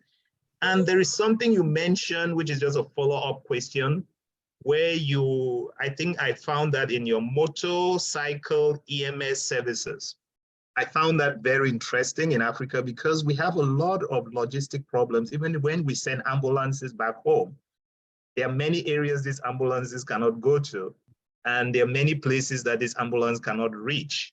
How is that project going? Are you planning on any collaboration with anyone to extend this? Is this an initiative that you think can work well in rural Africa? And I just, that came to it inspired me. So after this, I'm going to call on Professor Matthias Fobi. But that inspired me really is one thing I didn't want to forget mentioning. So how did that idea come about? Is it an idea that has been going on somewhere else in Africa, or how do you think about, can we extend it to other royal parts of Africa in order to help, or Cameroon in particular? Thank you very much, Mr. Chair. It came on because of the crisis. So, you know, at some point, the routes were not even available in those areas. Medicine Without Borders, they could not even go to places. And my chief operation officer told me, you know, we need a motorcycle to be able to move around. And so it inspired me into something else. So I said, okay, motorcycle. I started reading, doing some research, and I found that motorcycle emergency response is very effective in Zimbabwe. And I started reading what they are doing there. And then I said, okay, what if we can actually train healthcare providers? And right now, we have reached out to the Gates Foundation. And what are we looking at? We didn't have a positive response. Like I mentioned in the presentation, if somebody is listening to us and you just want to sponsor a first aid bag, can you imagine that we don't have crash card? Mono, you know, you have been there. You've been a medical doctor on the ground. Even at centers, I went to Chantal Bia's foundation and I'm standing in front with Professor Kokin Dumbo. This is the director of the center. I said, what if I collapse here now? You talk to medical doctors in Cameroon, they don't know CPR. Yeah. And that's one of the things I am doing every day, every Saturday, weekends, teaching emergency response. How can I have epinephrine? How can I have atropine? How can I get? So I'm looking for support to build this emergency response. We had a child that was born and just dropped in the latrine. So if you are to send an emergency response, and the locals were beating this mother when we send our team there. So if you have a motorcycle and you have a first aid kit and they are trained, they know exactly what they are going to go do. So this is a project that we're looking for those that can join us. Medicine Sans Frontières, sometimes they go to areas and they have to pay nurses to do those shifts. I have Dr. Ikema, he has done that in Limbe. And of course, it's a privilege that I know him, and he's now at Johns Hopkins. So we've been looking at this. So it's more of a network, and we are looking to see, you can even donate a motorcycle, you can donate medical supplies. It's a project that I am just presenting, and anywhere I go, I talk about it, and I'm looking for us to join and make a difference. Yeah, so I would make a little promise, not a big one, that if you have a project written on the motorcycle project in particular, I can link you up with the Gates Foundation. And following the rules and regulations that they have in place, I think I know one or two people there who matter, who really do matter. And if the project is sustainable, they would be able to pilot that project going forward. So we can work with me and Elvis, and we can see if that is a possibility, because we need to follow the regulations of what is being done. But as you said, Médecins Sans Frontières had to leave the zone also at this time in place. But you have made a pertinent thing, which is something we can talk about in the town hall. I know Cameroon is getting more valuable education in PCR, ACLS, and PCLS for Cameroonian physicians right now. The time I trained, it was not part of the curriculum. I want to be frank, and it was not something we did routinely. But I think things are changing. The younger generation is changing. University of Boya is coming with a lot of good ideas, and the Anglo-Saxon culture is really building up, and things are really changing back home. And we must actually acknowledge when there is change. So I would like to call on Professor Matthias Fobi first. I know I said we have about 13 more minutes to close the session. So after that, I'll call on those whose hands are raised. Thank you. Thank you very much. I'll be brief. Sam, nice to see you. Your lovely wife, you're doing a great job. And I'm moved to tears, but I think your presentation and that of your wife brings to fruition what I've always thought. Never give up. I tried some of the things you talked about and I failed. But I have stuck with it, trying to encourage young people like you to continue. And when I see what you're doing and what other people like Ekema down in the Southwest, you make me proud. It was an excellent presentation. It was practical. You addressed pertinent questions. I'll tell you one of the questions you addressed comes right to the soul of my heart. Turning responsibility to family members. That is not a very good choice. Yeah. But when you touched on it, I know it opened my wounds. But again, I've learned a lot, and I'm going to share your contacts with others. And for my colleagues who are on the forum, this is my advice. Not all of us are born to be leaders, and not all of us are going to found successful foundation. Let's learn from America and see what somebody like Bill Gates and the other wealthy person that has decided to give his money to Bill Gates rather than having to do it himself. So I encourage you all. I had a foundation, Bob for Foundation. I'll say, don't hesitate to donate to a foundation like this that is effective and working. Because the more successful the Grace Foundation is, the easier it makes for the rest of us to start something later. Yeah. So I don't have much to say. Again, I would go back and say, Dr. Former and your group, I think this has been the most informative, practical session you've had so far. Not that I've listened to all of them, but I enjoyed it, and keep up the good work. God bless you all.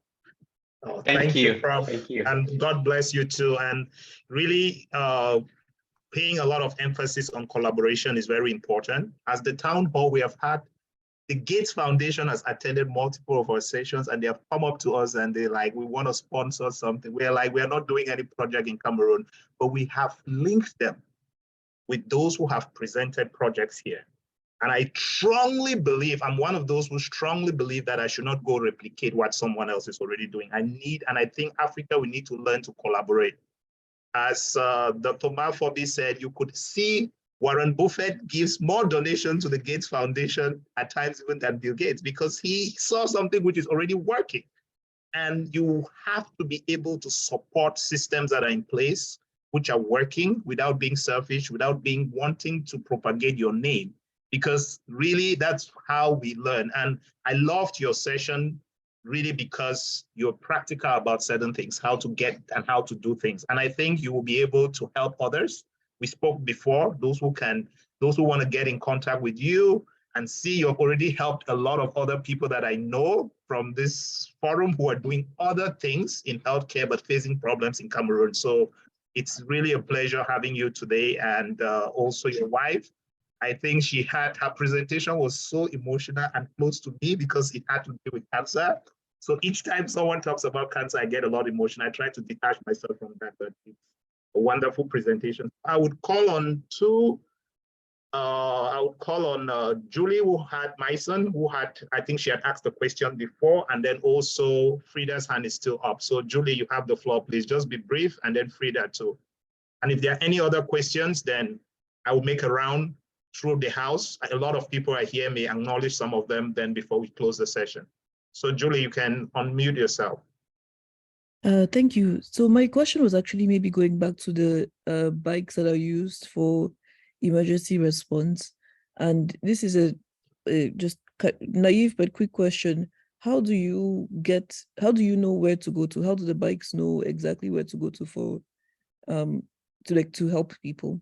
Yeah, so Julie is in engineering, so I think she's asking these questions. They are very pertinent. She may have a solution to GPS and many other things. So your answer, please. Thank you, Julie. Like I said, my Chief Operation Officer is here. You will be surprised that I want to connect. I did not bring this up. In the whole of that division that you see with almost 268,000 people, there is no blood bank. So I called him the other day and he was just rushing around looking, trying to pick up the lab technician and finding somebody to go donate blood. So you will get phone calls. It comes either by word of mouth or somebody running to them. Like I said, the woman that gave birth and dropped the baby, you know, in small areas, you just need to tell one person and they tell the others, they make a phone call, and then they will all come to the rescue. Mr. Director, can you please just less than 20 seconds, just talk a little bit how you people, can you unmute yourself? If you are hearing, so if he's, yes, how do you get some of this phone call? Yeah, good evening here in Cameroon and probably good afternoon there over there. What we do, the strategy when we started with the crisis was really rampant, and one of the strategies that we took was to try to get as our employees some of the elderly in the community and some of the young guys that are in this same community, because they happen to know almost all the houses. They know, like, communal life where one person's problem is everybody's problem. So most of them happen to know everybody around, especially when a lot of people move out. The few people that remain, they help one another, like knowing what one another is going through or where they are. In case of need, they will know that, okay, this person is here. If you go to this place, you pick this person. So what we did was that we tried to circulate the hospital's number around through them to various communities and to community leaders, and that if they have any emergency, they can call the hospital. So when they call, I will have to give the phone to one of the elders worker that happens to be a native, and then they will talk and describe the place, and he will jump on the machine, and there straight you go. Thank you. Thank you very much. Thank you. That is what we are doing, and that is how the inspiration came, Mr. Chair. And we started thinking that if just having them to jump on the motorcycle and go, how about training them and actually having a backpack? When I say backpack, you just carry everything on the motorcycle, you get down there and you know exactly what to do. So that's what we're looking at. We're looking for help to sponsor us in the project. And yes, we do have a full, complete program for that project, Routen. Okay, that will be Thank good. you. That will be good. No, we'll try to see how, because that's a project which I found innovating, and how we can leverage that project even in Cameroon and get used to, because we have real bad roads and motorbikes can get everywhere. So I would love to acknowledge the presence of Professor Wisonge, who is here, an eminent professor. He's always been here. I don't know if he has a word or two to say. No, thank you. Just to appreciate it has been very useful. Nothing from me. Thank you. Oh, thank you, And Prof. also, And we talked about HPV vaccination, and of course, you know, I'm a vaccinologist. And it's very close to me. So thank you so much for the work you do. yeah, so Prof is very involved in the vaccination hesitancy, all about Africa. Prof is actually one of the leading figures in the deciding how we're going to tackle this problem in the world going forward. So we are always happy to have Prof among us. And we do have Kenji is here. Any words or any reflections from Dr. Kenji? Hi, everybody. This has been so inspiring. Coincidentally, I'm from Dub as well. So I'm just so happy to hear that, this is happening. So I'll get doctor's contact, and just list to see, how I can be of help. My specialty is clinical pathology. So anything diagnostics, I'm so passionate about that. So we can connect and we can see how we can beef up the lab there. And even, now we have laboratory in the suitcase thing that we are pushing with WHO and all the like as well. So thank you so much for all you are doing for our people. This is great. Thank you. Yeah. So Kenji is the lead of the Stanford laboratory, one of the staff leads there, and also a consultant in WHO. and has a lot of other titles. He's a very humble guy, doesn't want to talk much, but I think he can be of good help. So there is also... Thank you. Thank you very much. That's an area Mono and I would talk a lot about it, and we would definitely need your help. Thank you very much. I would like to call on, I know they love to stay quiet. The few people I can recall, Professor Joshua Tambe, he's in the University of Boya. Any reflections, Joshua?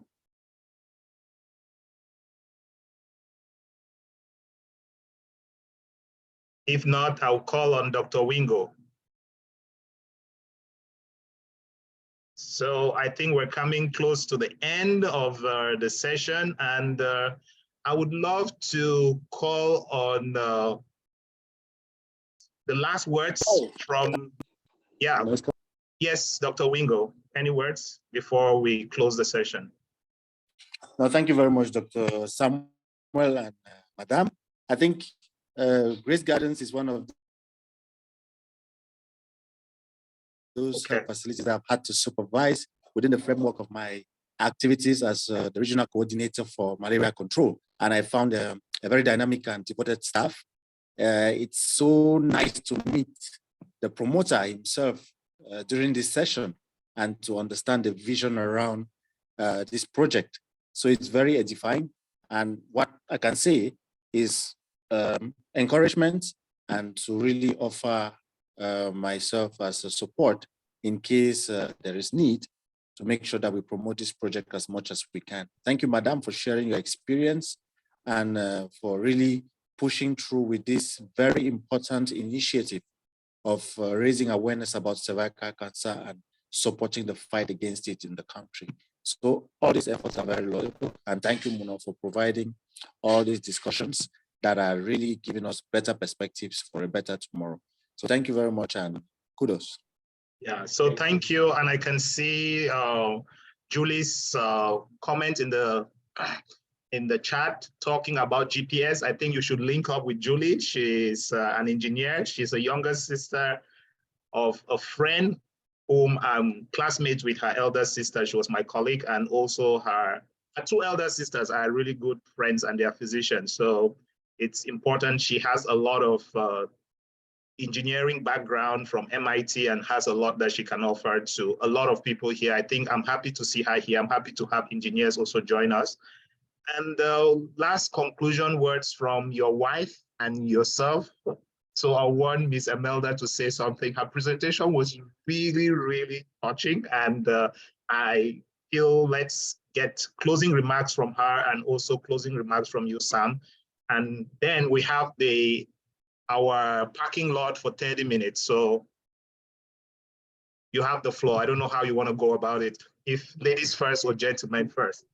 Let me go first, since he was the one who he's the main person for this Zoom. But I really believe that if we are sitting here together, taking our time on a Saturday afternoon to have this talk, is because we are all passionate about Cameroon. That's my belief. Now, the question is, how do we all integrate all what we have learned, especially those abroad, into helping our country become a better place?